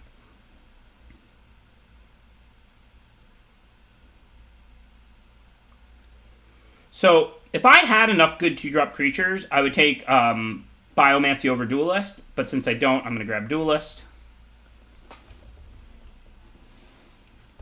I don't remember whether this or Guilds was what was like the new set when I started streaming. I know I streamed this set a bunch right away.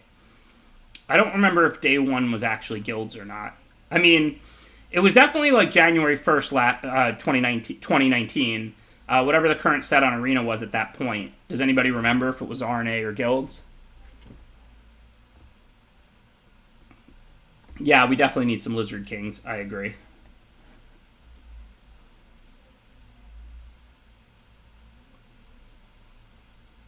RNA was the February set that year, so like it was Guilds day 1 and then it was RNA like a month in or something. That sounds right. Well, I've streamed Ixalan and stuff too, because they put those on afterwards.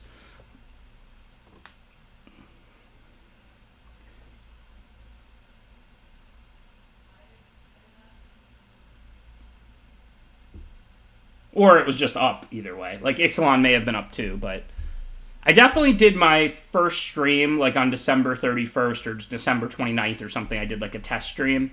And then I started streaming regularly on, like, January 3rd or whatever was, like, a Monday or Tuesday or whatever my first day of the week to stream was then.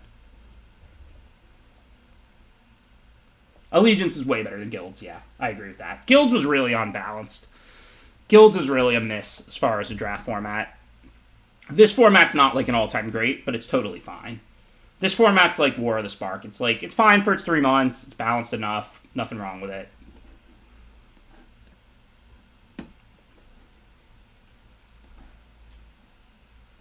Another card we can maybe use if we don't get better 2-drops to kind of ramp. We can spend the mana.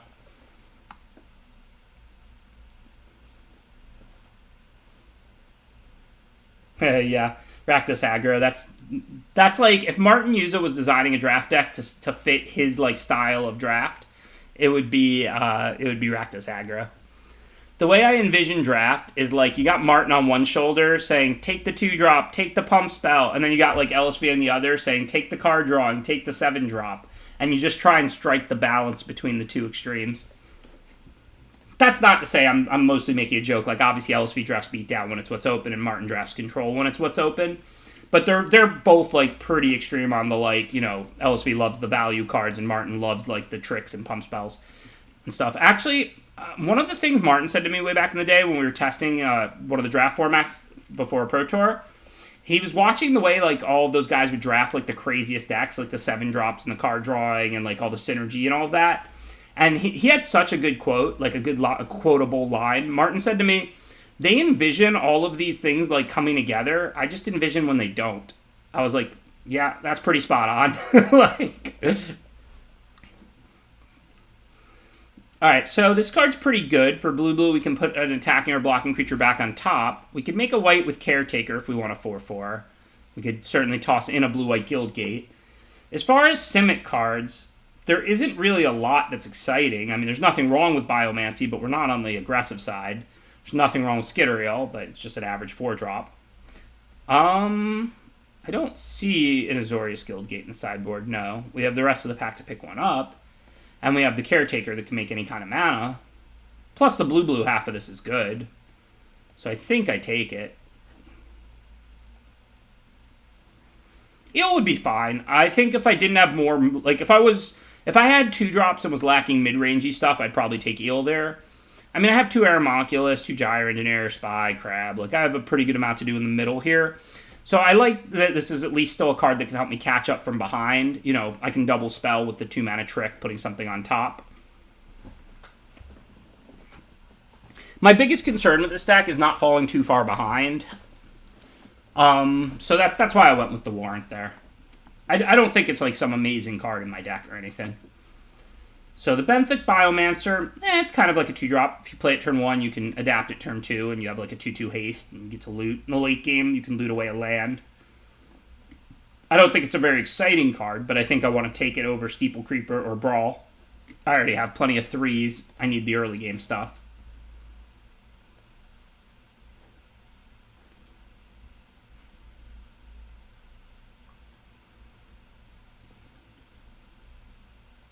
Yeah, we could give it a counter with Essence Capture also, get another loot that way. That's true. Or Biogenic Upgrade. Where are the Simic cards? I feel like we're just not running hot. Like, I don't think the people passing us are playing Simic. I think we're just not seeing them. Well, it's too late to do any switching. Just grab another Wrecking Beast. I guess with a Growth Spiral and 2 Gyre Engineers, we can make use of those Wrecking Beasts. I might need to play 1 Quench in this deck. I don't want to because it's like more of an aggro deck, but we're just not seeing 2-drops. Like, I mean, I guess I can play the Wall and the Caretaker and all this and just play like more of a defensive style.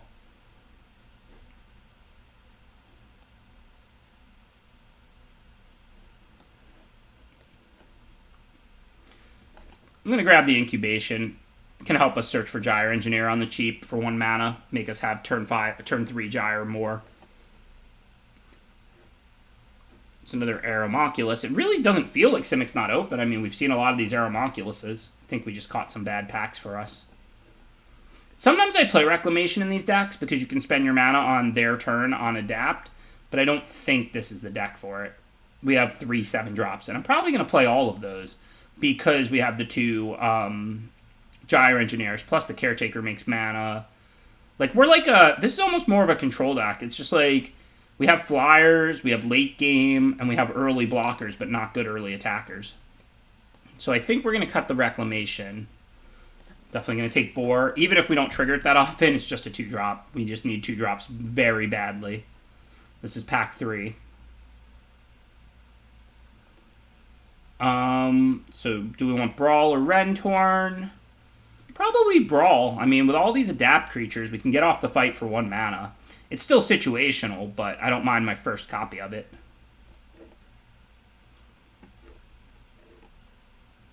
I mean, this looks okay. I mean, 1-drop, 1-drop, 2-mana card we can actually play if we draw blue. A couple of 2-drops, not that many, but not none. Growth Spiral can help us use our mana on turn 2. Warrant can help us catch up. And then from turn 3 on, we're okay. 4 Aeromoculus, 2 Gyre Engineers, nice.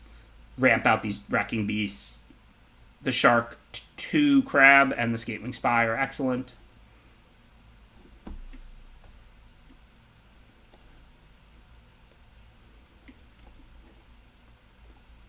Yeah, we have to cut a card or 2. Probably a 17-lander. I mean, given we're never attacking, really, I mean, we are at some points, but we could cut Applied Biomancy. It's a pretty aggressive card. Combat tricks are like this are just better when you're attacking and the opponent's mana is tapped than when you're blocking. Could cut a Wrecking Beast. I want the late game to ramp into, but obviously we can play 2 and not 3. Yeah, we're going to play 17, probably. So we still have to cut 1 now. Steeple Creeper is our worst 3-drop. I mean, it's fine in this deck. We always have the ability to give it flying, but it's cuttable. I'm going to put that Biomancy in the sideboard for now. I think we're cutting either, like... Or we could cut Incubation, but I like it when you have meaningful things to search for. So I like that we can have turn 3 Gyre Engineer more often. And then in the late game, we can search up like Wrecking Beasts and Shark-Toe Crab and Scatewing Spy, some pretty powerful cards. So we're not going to splash white. We'll just play the blue half of Warrant. Oops. So we have to cut like 1 card. Yeah, I like Incubation too, but it still might be the right cut. I mean, I already cut the 3rd Beast, but I don't think I want to cut either of the other 2. So Incubation's cuttable. Steeple Creeper's cuttable. Biomancy's cuttable. I don't really want to cut Brawl. It's like we don't have much removal. Caretaker's probably cuttable. Yeah, Caretaker's one of the weakest cards. The thing I like about it, though, is it can block early, and then it can give us the extra mana for, like, a Wrecking Beast. We certainly could cut Caretaker. It's pretty weak. It does give us a potential white for Warrant, for Warden, if we want the 4/4 flyer. And it can allow us to cast our 7-drop. I think it's definitely one of these 4. What do we have to interact with if I cut the Biomancy? We have Warrant, Admonition, Duelist, Brawl. Yeah, we actually have some. Not a ton. I think in retrospect, Hybrid would be better than Engineer, but only because we basically got 2-drop screwed. Like, if I could just put in there a couple more 2-drops, you know, Boars even or whatever, then I'd rather have the Gyre. I mean, the extra 2 mana is going to do quite a bit for us with these 7-drops and all these adapt creatures. The problem is we just literally don't have good 2-drops. Caretaker does give white, right? It makes mana of any color. It's not important. I mean, it's a splash for a card that the blue half is better than the blue-white-gold half. There may be some time that we'd want to play a 4/4 flyer, though. I don't think we want to go to 18. I mean, this can help us find land. This can help us find land. I think this, again, is pretty solidly 17. Yeah, I think Caretaker out, though, is fine.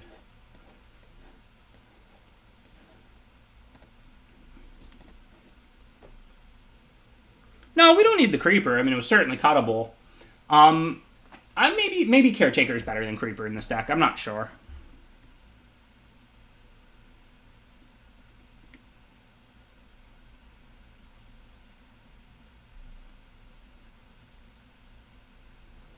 I mean, I think you still want the 1 gate. Oh, look, we get a rematch against Cuneo, and he's been winning. He was 60th when we played him last. Now he's up to 12th. Hopefully we can send that down a little.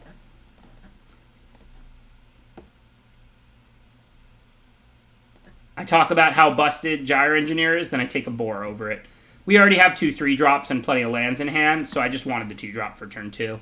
That's part of why I played Incubation, because it can also help us have a 2-drop on turn 2 more often. And we got a Gyre anyway. Never punished, right?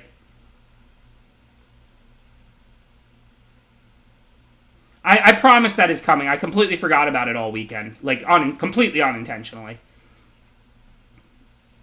That idea is coming. There will definitely be the predict thing or whatever. I just like the idea of, like, you know, being able to bet channel points on whether I win or lose the current game sounds super sweet to me. Also, like I said, I want to set up channel points rewards. I'm not going anywhere, so, like, you know, it will come, I promise. Okay, so we can double Aeromoculus, attack with the Boar. I don't really see any decisions. I guess it's slightly more mana efficient to play 1 Aeromoculus and adapt it, but that just seems wrong. Get the extra creature in play to attack with. It's not like you can adapt every turn. You can only adapt once. I don't think... I mean, we're in pretty good shape unless he has a big flyer or a sweeper. Most of the flyers aren't really bigger than 3/4. Yeah, I guess he could have a bunch of removal. Like if his hand is like Summary Judgments and Slime Binds and stuff. I don't really see any decision here. I'm not worried about getting Summary Judgmented, because I can always adapt again in response since I have 8 mana. So, oh, I guess I can't adapt the second, though. So maybe I should have adapted pre-combat? He probably doesn't have Judgment. And if he does, he could just Judgment on his turn anyway. The end result will just be an extra 2, like, who cares?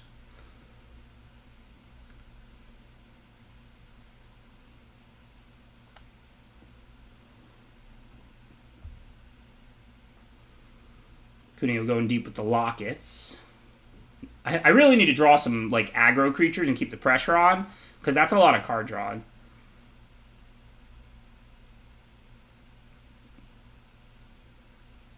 And that's the opposite of that.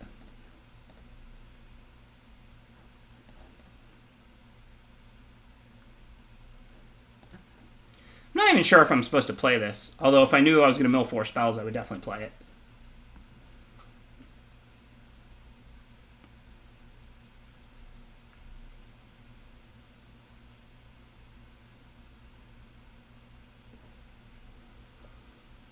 Yeah, I don't think this game's looking great. He's got a lot of card drawing out, and I don't have a lot of pressure going. He dealt with all my Aramoculuses.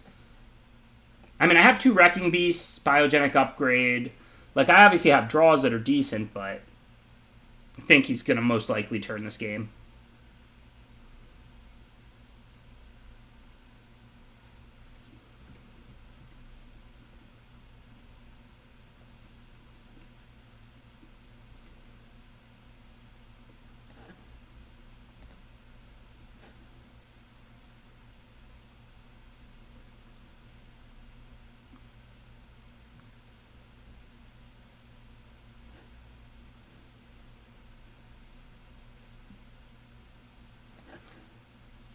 Could I have milled myself? I should have probably done that.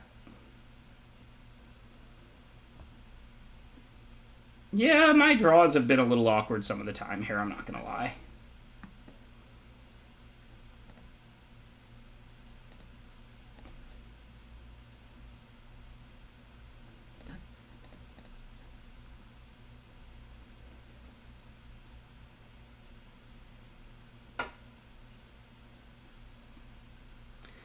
That's why we're getting flooded, because Deathsea is watching.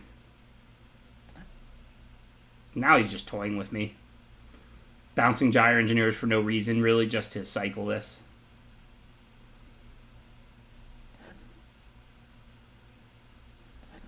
The wall being a 2-drop to make sure I don't get run over, because I have a better late game than any non-Clear the Mind deck. I would prefer to have different 2s, but I didn't see 2-drops during the draft.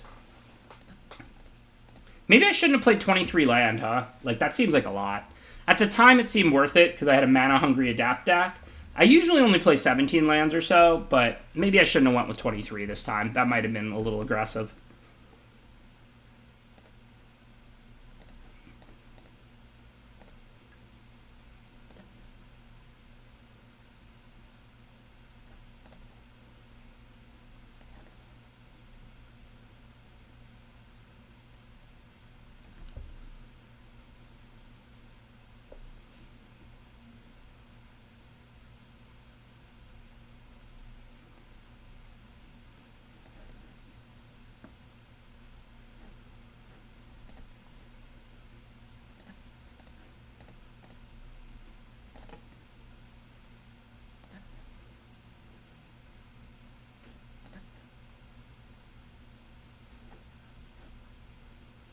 I'm pretty sure we can't win. Like, at this point, this deck is where it wants to be. Like, he's probably got, like, a counter and a Clear the Mind and a removal and whatever. Assuming they have 2 Clear the Minds, which they almost certainly do, then I don't think we can win. Decking them, I guess, if they don't have a second Clear the Mind is possible. Oh, even that's probably not possible. Not going to adapt it for him, so...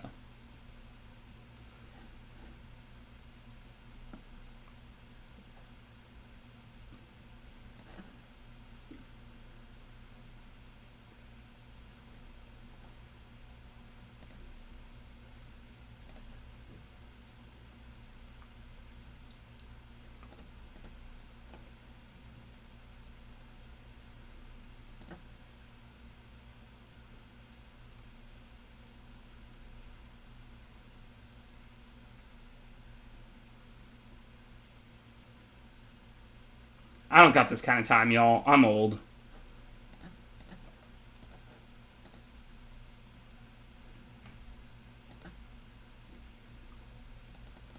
I might have played that out when I was 22, but the clock's ticking.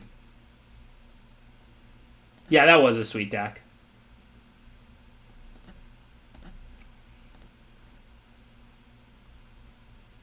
Cuneo's lots of fun. Those decks are the most fun.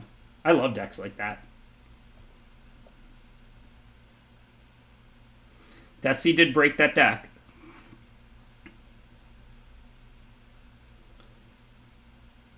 Yeah, I got a little flooded, but his deck was still sweet. I do love Esper Clear the Mind. I think he streams. I'm guessing he's Gainsay or something. That's his name on Magic Online and here. I don't know if he always streams. He's in the MPL. He got the MPL streaming contract in 2019, so he was streaming then. I don't know if he's still streaming or not. Nah, Cuneo drafts both. I've seen him draft a lot of mono red. I've seen him draft a lot of control. I don't think he's really on the Martin LSV extreme ends of that. I think he just drafts like whatever.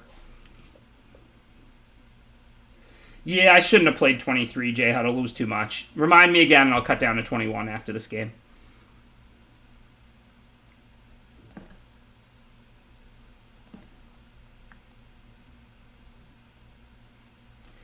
I'm never going to get up. We've been like Diamond 4 all day. I didn't think we were going to make Mythic today because I was Diamond 4, but I did think we'd make progress. All right, well, we have nothing else to do, so let's go ahead and Biomancer. Yeah, just discard a land. Even though I need a land to adapt, if I get stuck on 3, I have a lot to do. I can always play both of these, and I can play this and draw a card. So that gives me a lot of cards to find more lands.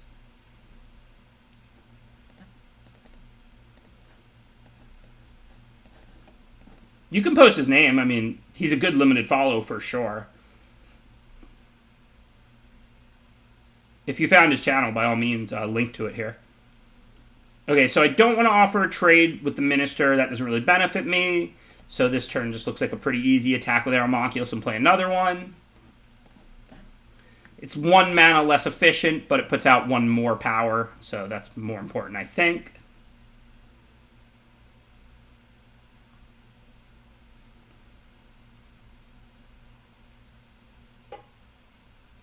Thanks.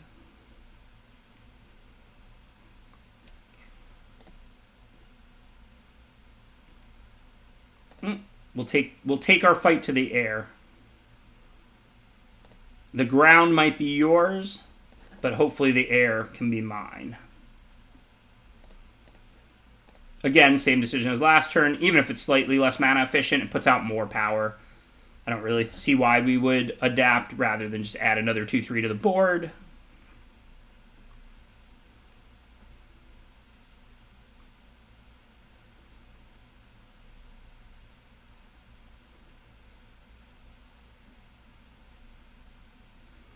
The Pontiff, while annoying, we can just ignore. It doesn't gain lifelink, just Death Touch and Indestructible. Well, that's a problem. So I can kill the Minister in response. Then they can save the Pontiff. And then the 1/1s will die. So I can spend a card to have them have a Pontiff instead of 2 1/1 flyers. Well, that doesn't seem worth it. I'd rather just let them get the 1/1 flyers. And then I can bounce one of them to kill it and draw a card. Yeah, now the adapt look better. It's true.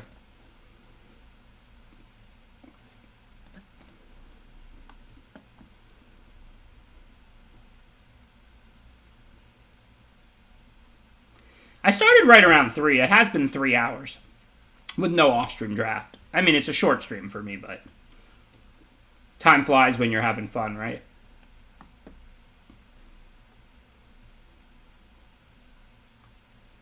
They could have saved Pontiff, but then they would have lost the flyers, and then I could have interacted, potentially. So they went with the safer play of just letting the Pontiff go. Because if they sack the Minister to save the Pontiff, the flyers come into play before the Kaya's Wrath. So the end result is they get the Pontiff, but they don't get the flyers.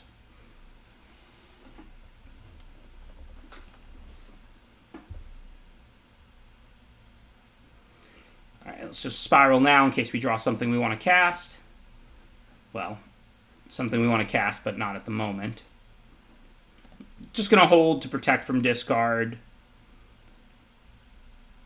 This can put all the counters on one creature, so I guess we have a last-ditch effort. I mean, black-white could easily have removal, but we're probably not winning. Like, if I draw a creature, I'll play it, but if I don't, I'm just going to go all in on this fairy, I think.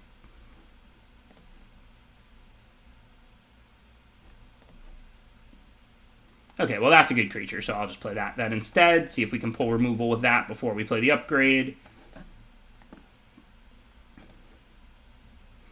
On the AVR to the set scale, the set is a 10. On the real scale, the set is about a 6.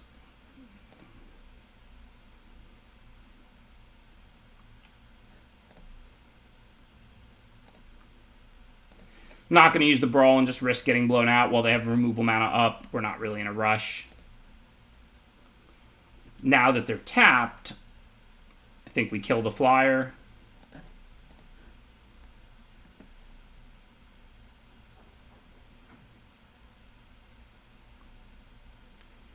So it's 2 if we want to attack.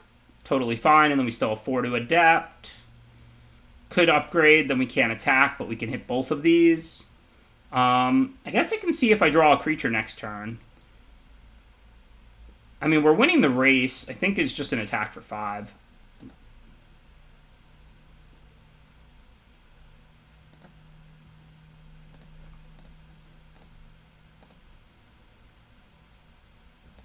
I can also still upgrade, get counter on the crab, right? And then tap another creature next turn. So that's kind of sweet. I miss lethal? I don't think so. If I cast upgrade, I can't pay 2 and attack. Forbidding Spirit has an ability, y'all. Yes, I could have made a lethal power creature, but I couldn't have attacked with it. If I cast upgrade, I cannot lethally attack the opponent. Now I have lethal if they don't have anything. This is interesting because in order to make the Fairy Duelist lethal in 1, I have to put all the counters there. Then they'd have to, like, final payment it, and they could trade Grudian for the crab. But if I put 1 counter on the crab and 2 on the Duelist, I can tap the Grudian anyway. And then they have to deal with the crab to stay alive. And then they also have to have a flyer to stay alive from the Duelist. So that has to be the right play. 1 counter on the crab, 2 on the Duelist.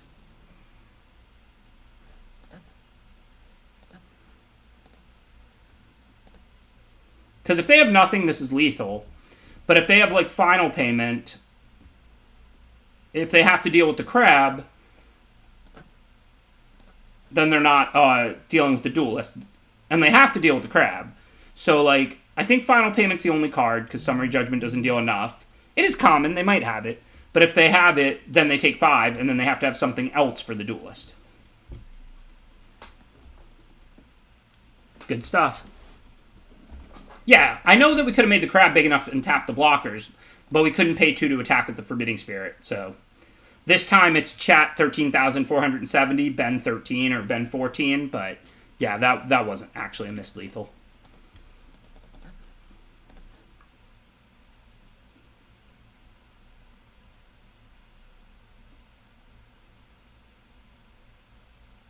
It couldn't have been lethal, Karth. If I cast the card Biogenic Upgrade, I don't have enough mana to attack. I can't attack with anything if I cast the card Biogenic Upgrade.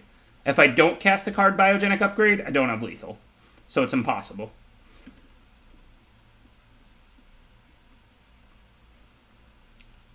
No, I stuck with 23 lands. You know, even though we got a little flooded match 1, you know, I can use my mana pretty well, so I felt like 23 lands, 17 spells was going to stay correct.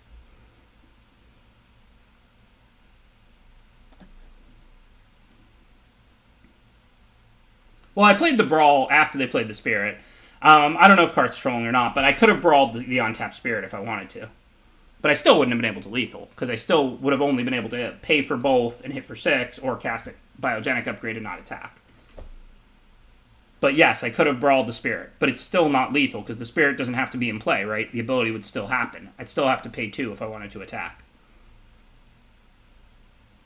Unless the Forbidding Spirit for some reason reads that it has to be in play for its ability to work, which I doubt, but it's possible, then Brawling it doesn't give me lethal. Again, I can't cast, upgrade, and attack.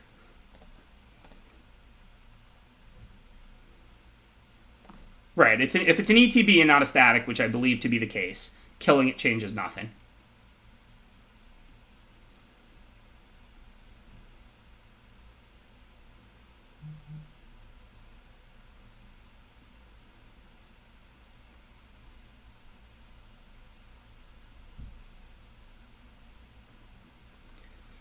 All right, anyways, I guess we discard one of these 2/7s. I don't think I can discard a land when I have 2/7 drops in hand. Even I'm not that greedy. That's like some actual LSV level greed.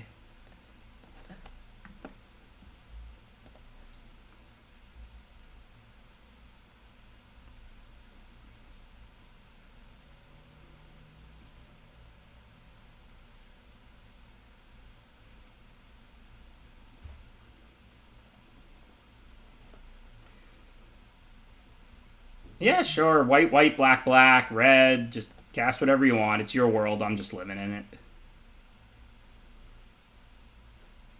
Alright, so I think that's pretty good. Now we can clearly bounce Judith, and then we can Essence Capture it. Guess I should have attacked first, since it couldn't block anyway. And if they have Final Payment, maybe they sack it. So that was kind of loose. Even now, they can Summary Judgment the Aeromoculus, and they couldn't do that if I had attacked first. This was, like, the loosest turn in history. Not that, like, my play was wrong. Like, I want to Admonition the Judith and then counter it. But, and yes, I know if I'm going to counter the Bell Haunt, it wouldn't make me discard again, but I'd rather them have the 3/4 out than the Judith. But, yeah, the order there was just completely off. I should have just attacked and then post-combat Admonition the Judith. Hey, the Spirit's back. We can read it. Until your next turn, let's see, when Forbidding Spirit enters the battlefield, until your next turn, target opponent cannot cast Biogenic Upgrade and attack you. They must choose one or the other. Yeah, it works the way I thought. Okay, so let's see. If we hit for 5, we can't pay for both, so it seems pretty easy. We can only attack with one and Adept, so we'll just hold back the one that's big enough to block their creatures and attack with the one that isn't.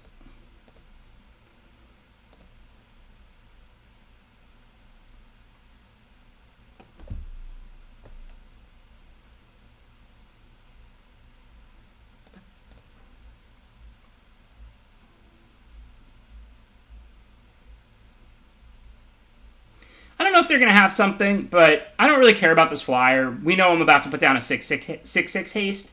So if they spend some mana and a card interacting here, I'm not really going to mind. If it's like Sentinel's Mark, I won't be ecstatic, but they don't get the life link. Most likely they're just going to play like a removal or something. And now that's not in their hand for the Wrecking Beast. And now they're dead. I could actually win this game either way, with Biogenic Upgrade or the Hasty Beast.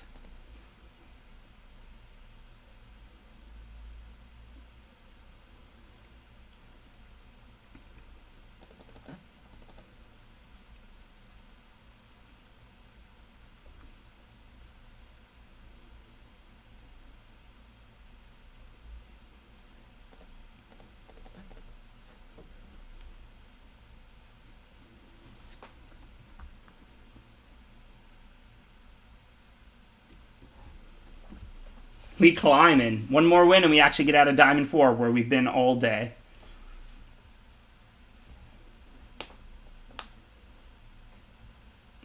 I didn't miss lethal that time. Glad to hear it, Power Cane.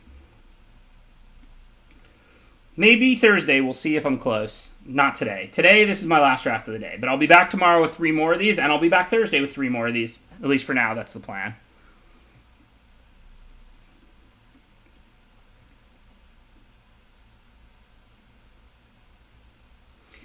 Yeah, their line doesn't make a ton of sense. I mean, they could kill it pre-combat and then get an extra damage. I don't have to spend the 4 mana. I mean, I don't think it's bad for them to kill the 3/4 flyer there, because they're probably going to lose to the flyers if they don't. I I mean, I don't know that they want to sack a real creature. I think their line was fine. I'm not sure if it was optimal or not, but I don't think it was, like, bad.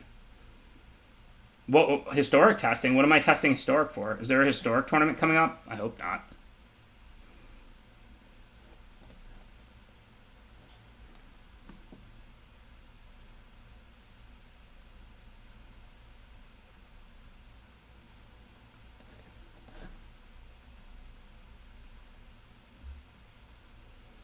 Rivals League this weekend is historic? I thought it was standard with, like, the same stuff from before. Is it historic? I didn't know that.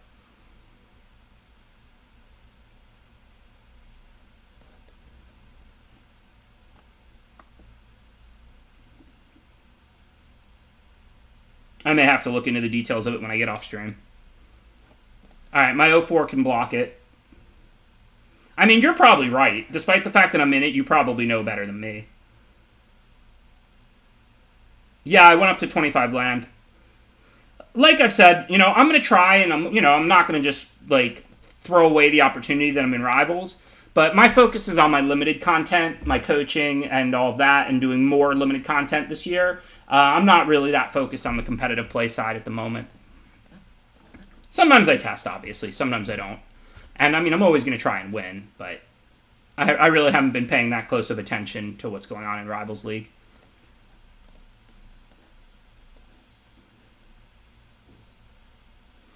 No, this is the universe trolling me back.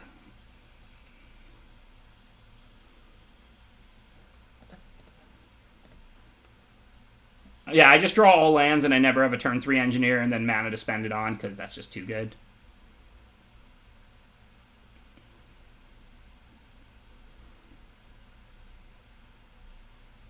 But I do have 7/7s or 6/6 haste, so maybe that'll be enough. So, little trick for the format. Of course, it's a heuristic. You deviate from it sometimes.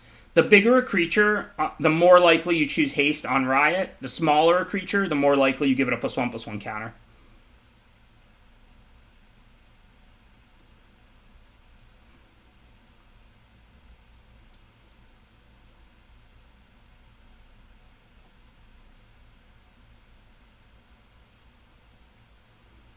Not that I'm necessarily winning this race at the moment, so I might have to just flip back and let the 6/6 stop their creatures. We'll see what we draw this turn. Hopefully something decent.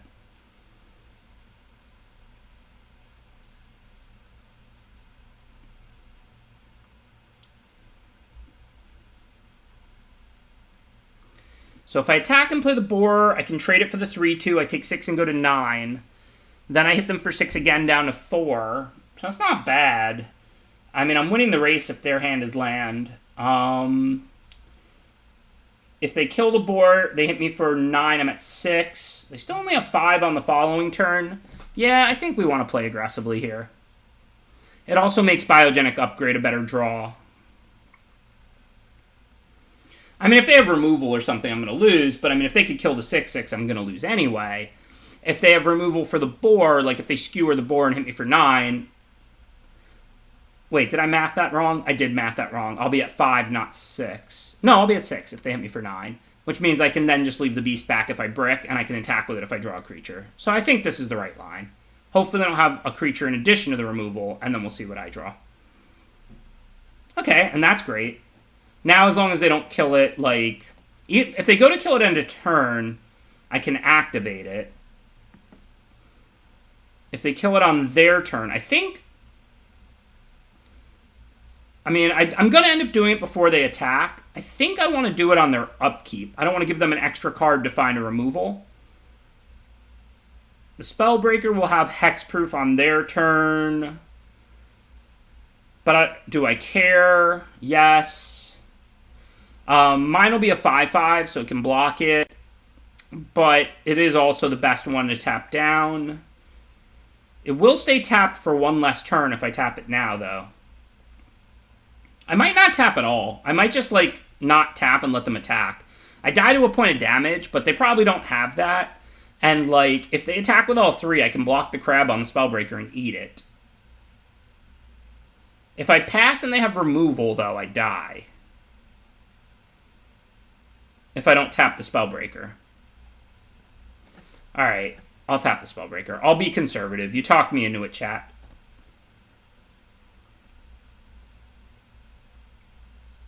But, I mean, if they have removal, they would have killed Beast. And Sharktail Crab's a 5/5. So, like, if they have removal that can kill Crab, they probably just had removal that could kill Beast. So we know they're not holding that.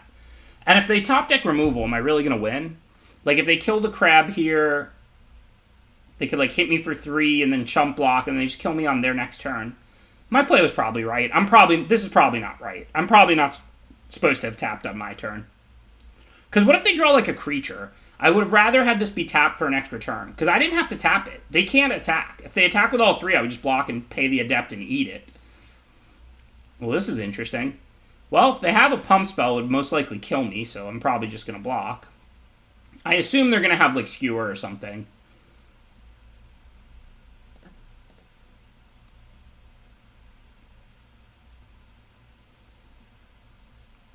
They could have had another turn, right? Oh, no, they couldn't have. Yeah.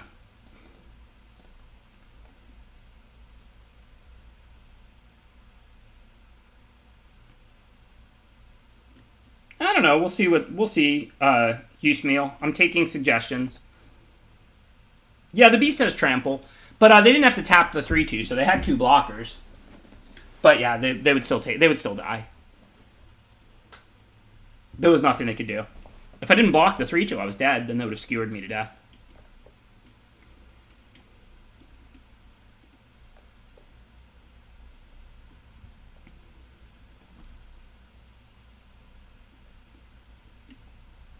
Working our way up. This looks decent.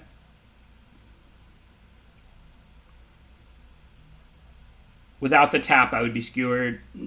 Like, if I let them attack with all of them and then block, I would be skewered. I could tap the 3/2, and then my 5/5 would still block the 4/4, and it would stay tapped for an extra turn, and then I wouldn't be skewered.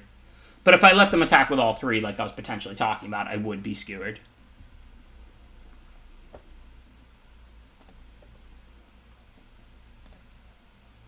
Hello, MC Humble.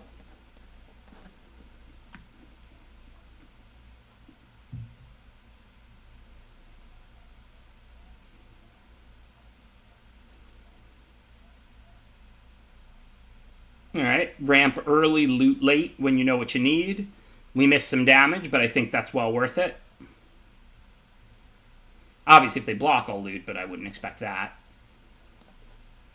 And then turn 2 Growth Spiral, turn 3 Gyre Engineer, turn 4 Profit. 6/6 Haste. We need to draw 1 more land, but we have a few cards to do that.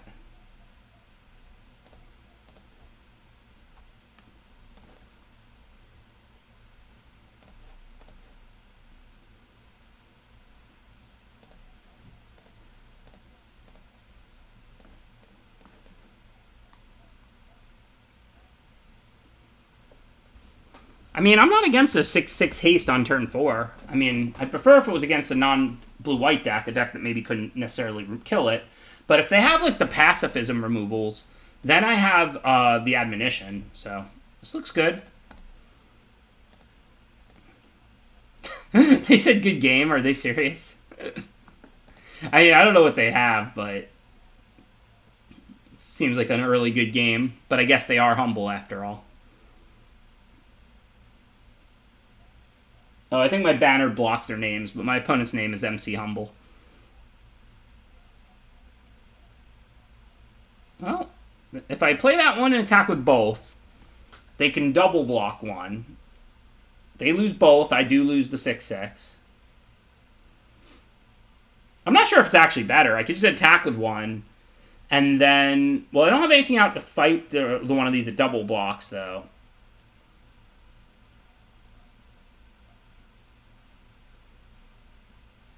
I mean, obviously I'm in great shape, but it's not clear whether the best play this turn is just to play, like, Admonition and Gyre Engineer, or like, slam the Beast and attack. Yeah, or fight and Admonition, whatever, but... I think... I don't know.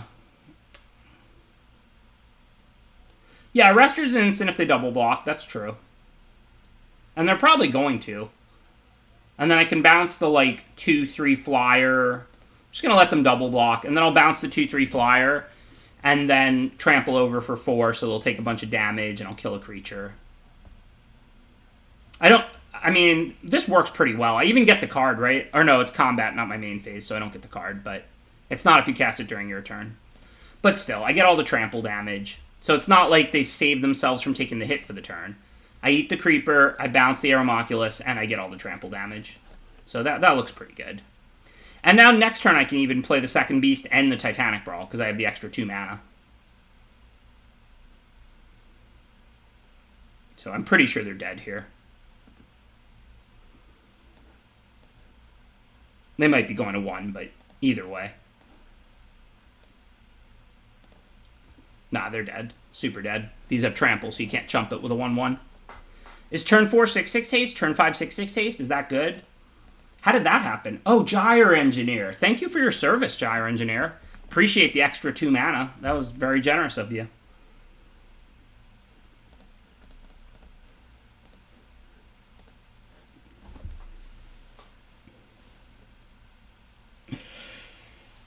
I just love trolling because, like, the whole format, like, a lot of people said Gyre Engineer wasn't that good, and I always thought it was busted. And, like, time after time on my stream, it was just awesome over and over and over again. Almost every time I played it turn 3, so I don't know.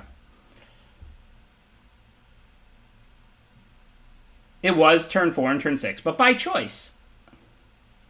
Haha, that's what's up, chillin'. Ben's right again when a lot of people don't agree. You are correct. Story of my life, chillin'. Story of my life. MC humbles too, but they just won't admit it.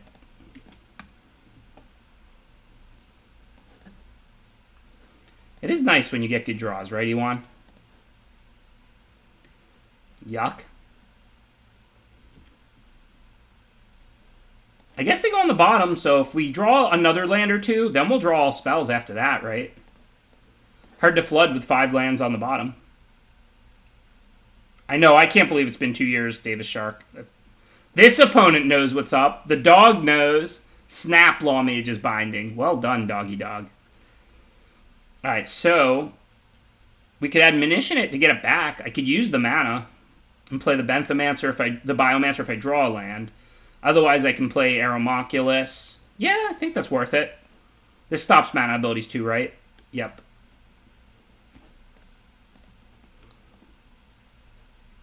Given I have 5 lands on the bottom from that whiff on Incubation, I don't expect to draw too many more lands. Bind the bird. One of the fundamental rules of Magic. Keep off my lawn. Alright, so we want to get our mana production out first, even if it means not double spelling, because if we untap with it, we have access to 2 extra mana next turn.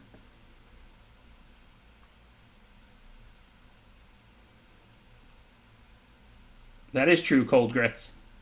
It was a whiff, but it does also mean, unless my library gets shuffled, that I have 5 lands on the bottom, and we should have a lot of gas this game. Which is nice, because we're not under pressure. We're playing against a controlling deck. So if we're going to have almost all spells, that's kind of great. That card's a problem, but we'll see if we can get going in time. So how much mana do we have here? 6 to 7. So it looks like Aeromoculus, Steeple Creeper, and Biomancer, I guess. Get ready to get my race on.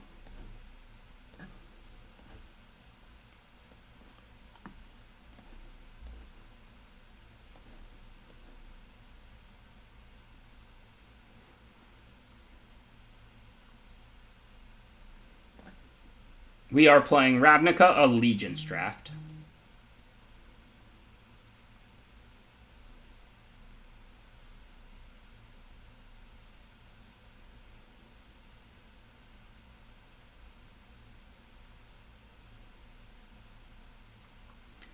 So we have enough mana to play Duelist and Crab, not to use Crab, but I'm not going to play around +4. That's not that likely for a Bant deck. Like, they could have it, but they probably don't.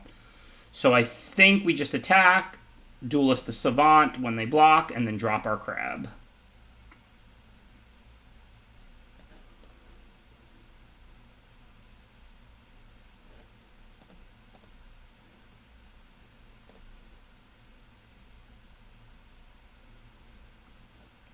Sure thing. Can't do anything about that. No big deal.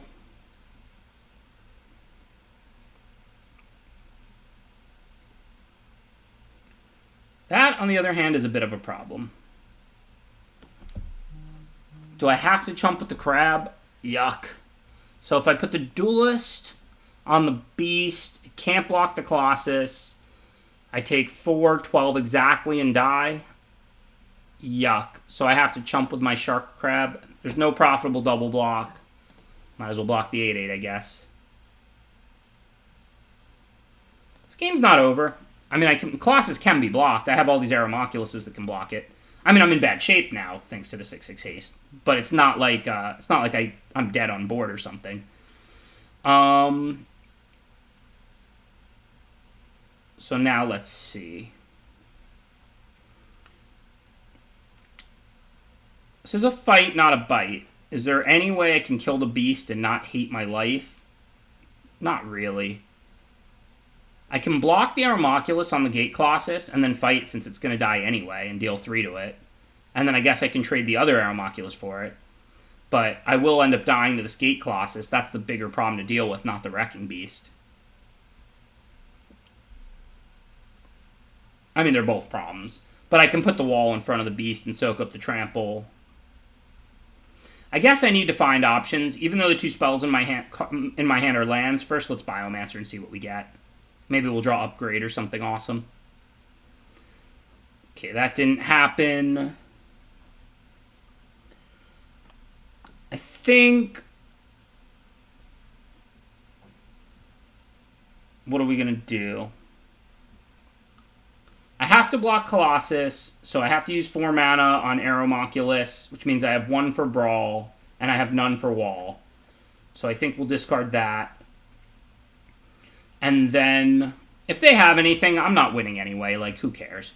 So I think then what I want to do is just adapt this now, so that I can fight off the 2/1. Because I need it to have a counter to fight for 1. This way I can attack with as much little ground stuff as I can. And then I have 3/4 to block 8/8, 0/2 to block 6/6. I'm dead to a removal, but who cares? This is just the most damage I can do. If I draw like Biogenic Upgrade, maybe I can steal a win. Who knows? I mean, obviously this is quite bad for me, and I'm probably just going to die right here.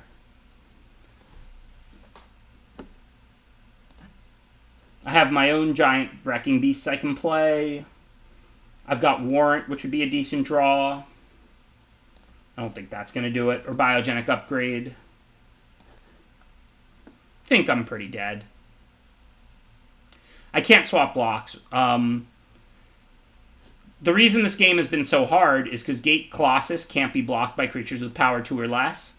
Otherwise, I would have just been chumping this and like winning a race, potentially. So that has to block that. I mean, even if I can live and go to 1, I don't have any outs. Good game, good game. Good game, the dog. You played well. Cats are still my favorite, but dogs are okay too sometimes.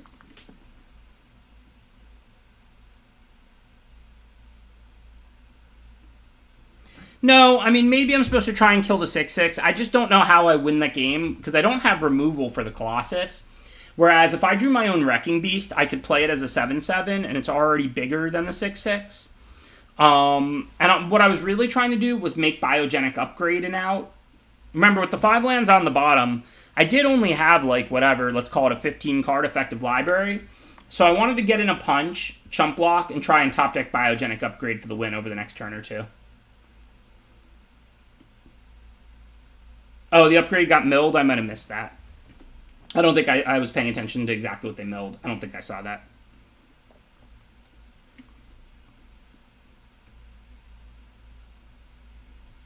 I might have just had no outs then. I don't know how I win that game other than stealing it with Biogenic Upgrade. The Gateway Colossus is like, I can certainly race it. Like, one of my opponents earlier playing the Gate deck played a Colossus and I won the game and it wasn't close. But if I don't race it, like if I don't have a good start and like all of that, like, I don't know how I can beat it. So if we Duelist and block, their creature will live, so no reason to do that. We'll just Growth Spiral. Then we can end up blocking that with Steeple Creeper and Duelisting it or something.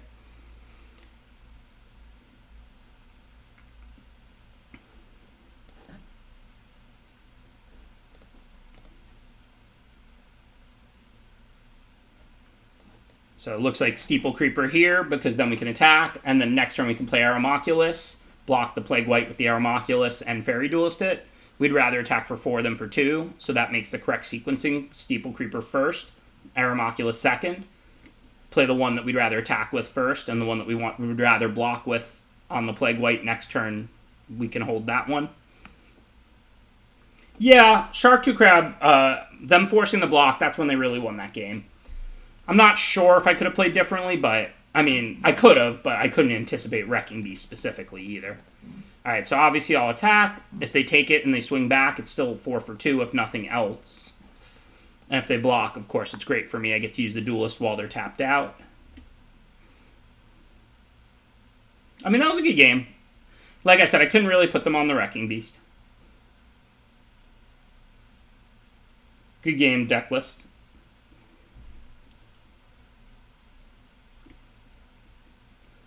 Nice swing with the Slime Bind into the Wrecking Beast.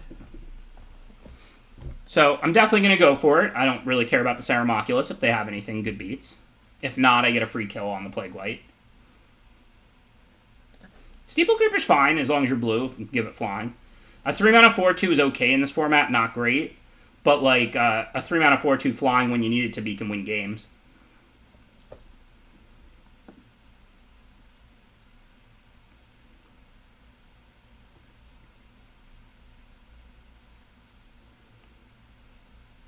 Alright, for now, what do we want to do? I could start jumping the Steeple Creeper, but I think first we'd rather be adapting. For this turn, though, I can just attack the Aeromoculus. If they block, I'll adapt. If they take it, play another Aeromoculus. Seems pretty clear.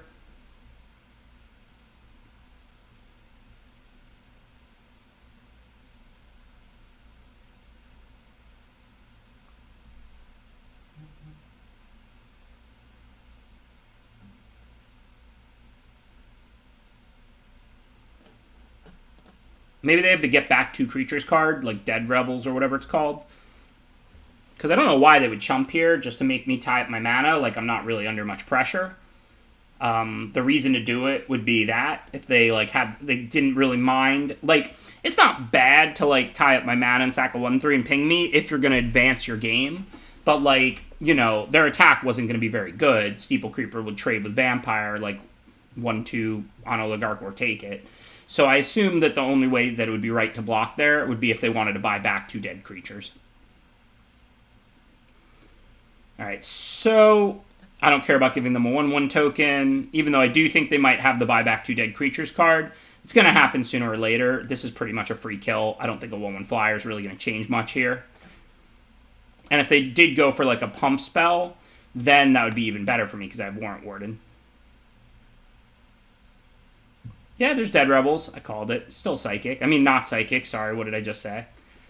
Okay, so I need 1 good blocker back. I'm not, like, that worried. So I think this is pretty clearly attack with 1 Aeromoculus and pass the turn.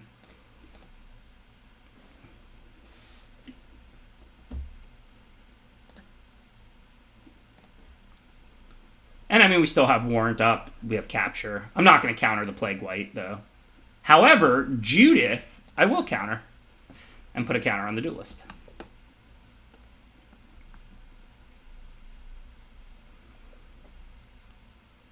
Get that out of here. Yeah, I wasn't going to counter Plague White. Even if it was emptying their hand, this Plague White was going to do so little. The real fight is in the air, and I have a giant ground creature, so I was not going to counter Plague White. Judith, on the other hand, snap counter. I don't know. What's the upside of putting on Creeper? I guess, like, they don't have a double block, but I'm kind of happy if they double block. I can Warrant Warden, and it's a pretty good time walk here. I put back the, like, token, and it goes away forever, and I eat the Pegasus. I think I'm pretty happy with that exchange.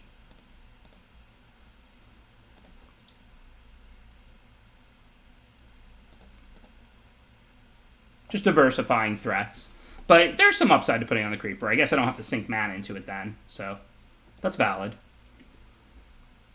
Alright, well, now that I drew something really good I want to cast, I'll just attack with these 2.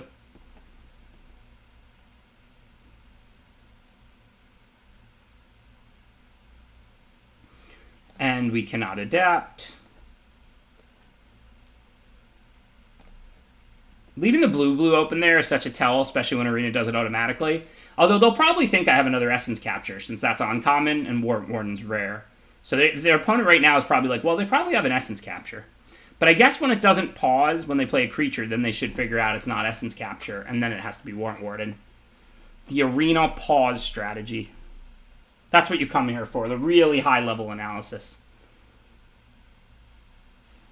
So again, I'm going to have to give them stuff sooner or later. I don't really care if they get a 1/1 flyer. I'll just eat that. I don't want to take too much damage when there's Vindictive Vampire out unnecessarily. I guess it might not have been a bad time to warrant Warden. Like, obviously I didn't need to put the 2/1 on top or anything. The reason would just be to time walk them, because it's not a choice. So that would lock up their next draw step. It might have been good for that reason. Because, like, they're almost dead. I have 9 in the air now with the Biomancy. So if I Biomancy, bounce, and pump, and tap 2 flyers, I just have it. I have 9. I don't have 10 because of my shenanigans. I can Steeple Creeper, but then I can't stop them from having 2 flyers. Not that I needed to lethal them by any means this turn, but the point is if I just put something back on top, then I deny them a draw step, and then I ensure lethal in 2. So I probably did mess that up, to be fair. For now, though, I guess we're going to lethal them next turn pretty comfortably regardless. We're not going to take lethal. Just hit with these flyers. There's no way I want to sink mana into Steeple Creeper right now.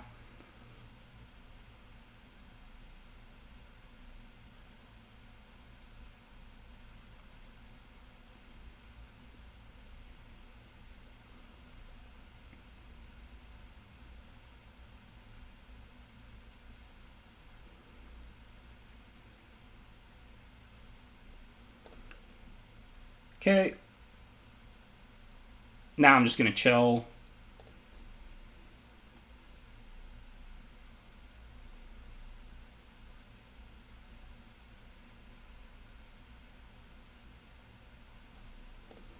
I don't think I need to tap anything first. If they alpha, I've got the Warden and the Biomancy. I'm pretty comfortable.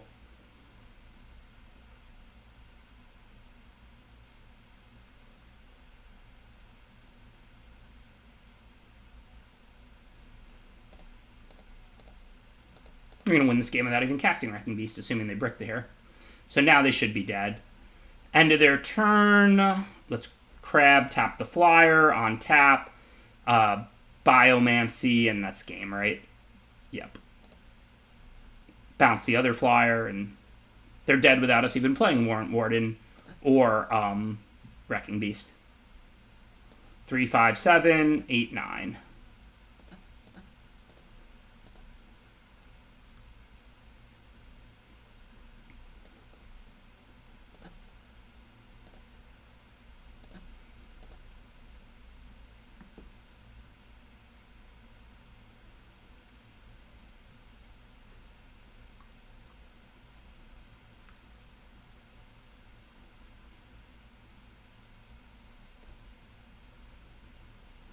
Good stuff. 5 and 2, trying for our first 7 wins of the 3 today. 4 and 3, 1 and 3, so that's 5 and 6 plus this draft. Back in the black. 5 and 6 and 5 and 2, 10 and 8. Even if I lose, that's a winning day. 10 and 9. Hall of Famer.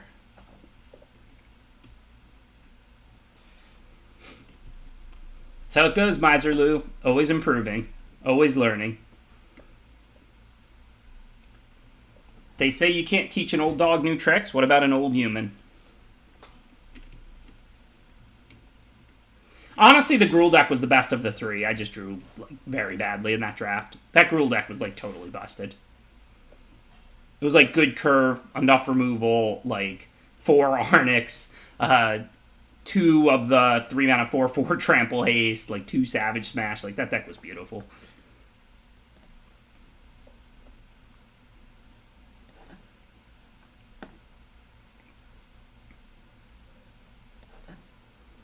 We save Hydroid Crassus for Thursday, right? We can open that when we're playing for Mythic.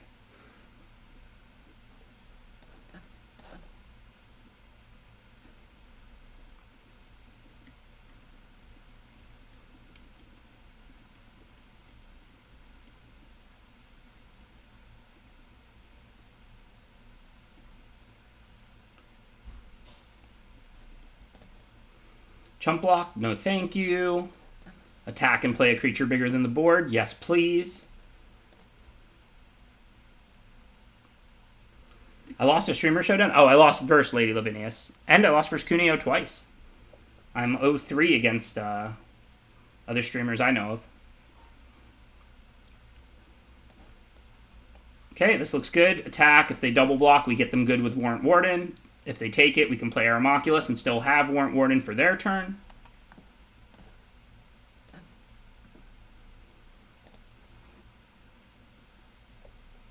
Yes, I would play a white duel in the stack for Warrant Warden. Not that big of a deal to have a tap land. Like this game, I would much rather make a 4/4 than put this officer or something back on top. In fact, I'm probably not even going to do it now. I mean, it slows them down a little bit. I was going to do it because I was winning the race with Crab, but now I'm just going to see what I draw. Can still use it as a trick, right?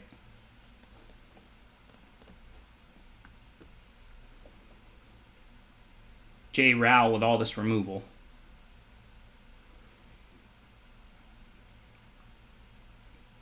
I guess I have to do it now. Especially if I want to hold the duelist, which I think I do. I'm not winning the race at the moment.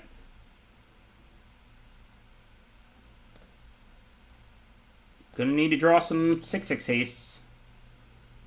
Not Titanic Brawl, that's not gonna do it.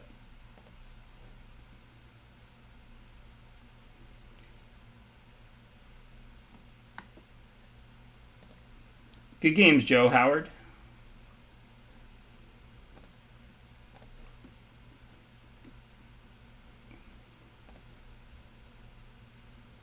I'm not even participating in the race, that's true. I guess if I draw a big enough creature, like, I'm fine because, like, a big creature on the ground that would blank Officer and Orator is also going to be big enough for me to fight off the Drake. So, I mean, obviously my back is to the wall, but if I draw, like, an Aeromoculus or something, I'm stable. And I have, like, 5 of those. Obviously, I'm losing if I brick, but if I draw something like that this turn, there's still a game. Well, that would have worked, except now they're just going to tap it. I mean, I don't really have any choices. It taps it, it doesn't kill it. And then I can, like, chump and go to 2. And then I'm in really, really bad shape, but if I attack with it, I'm dead on board, right? So that's not a choice. So maybe if I untap and if they tap it and make me chump and put me to 2, I can at least maybe draw Biogenic Upgrade for the win. Literally, I can just put 3 counters on this and double it to a 15/15 trample and lethal them. I mean, it might be a 1-outer, but it's not 0. All right, I think I want to chump.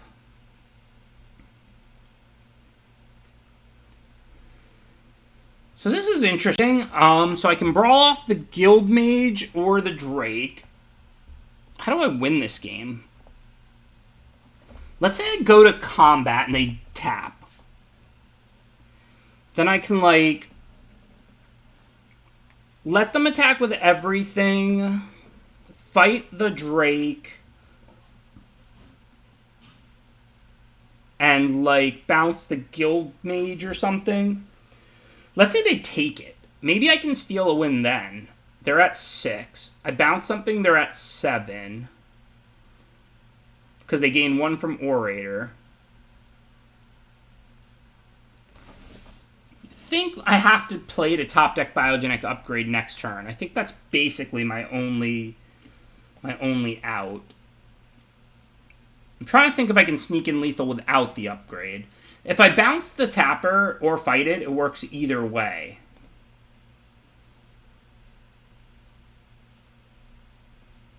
Because it'll be summoning sick. But I would rather make them cast a 5-drop, but then they have a 3 toughness instead of a 2 toughness to block with. So, like, let's say I have to bounce something. I have to fight something and bounce something and not be dead. So they're going to be at 14 minimum.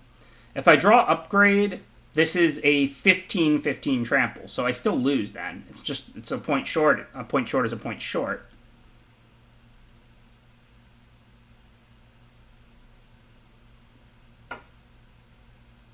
So I don't know how I can win this. I think I don't think I can win. Even if I draw upgrade, I think I'm going to be a point or two short now. I guess if I kill the tapper and bounce the flyer, I go to 2. They have 3 lethal attackers. Yeah, it's not... Even if I draw like Aeromoculus or something, they have 3 lethal attackers to my 2 blockers. I'm dead. Do I have any outs? Like Shark 2 Crab is gone. Oh yeah, I can bounce Orator, and then I get in the extra point. But I'm still 1 point short, right? This can go to a 15-15, and they're at 13. No, yeah, bounce Orator, yeah. So fight the Drake, bounce the Orator, and then if I top deck whatever, I can Xaxes them. Good call, chat, as usual. Like, if their hand is lands, this is a way I can win. It's a 1-outer, but 1 is better than 0, I mean.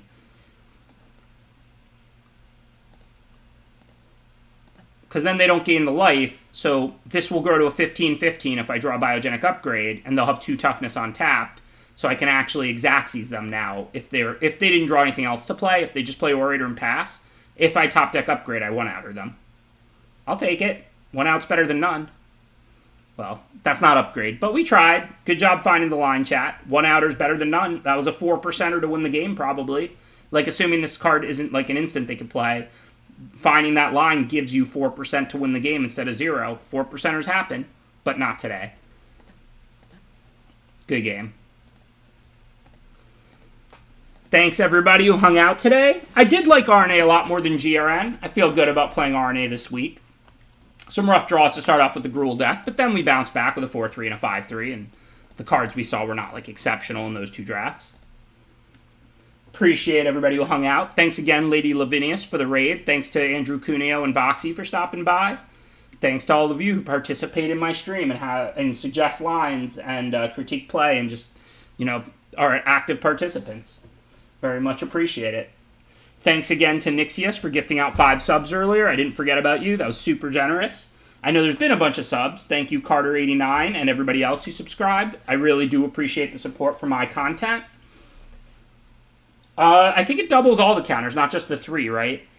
Oh, it's a 6-6 plus the counters. So it would be a 14-14, not a 15-15. I was looking at it like it was a 7-7.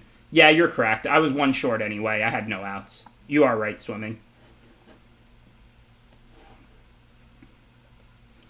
So now we'll finish the day with a raid. Who should we raid? Who's on drafting? I'll be back on tomorrow. I'm going to be doing Ravnica Allegiance again tomorrow. That's the plan. Just 3 more of these Ravnica Allegiance drafts. But for now, I'm going to leave you in good hands, maybe. Maybe not.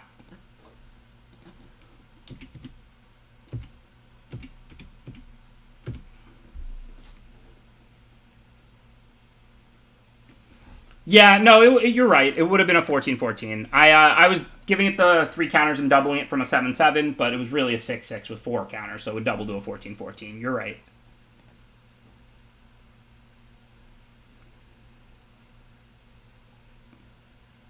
And the Marshmallow doesn't stream that often. I see him on. I'm sure everybody here is already familiar with Marshall LR, though you might not be with his streaming channel, even if you are with his podcast, because he does podcast a lot more than he streams.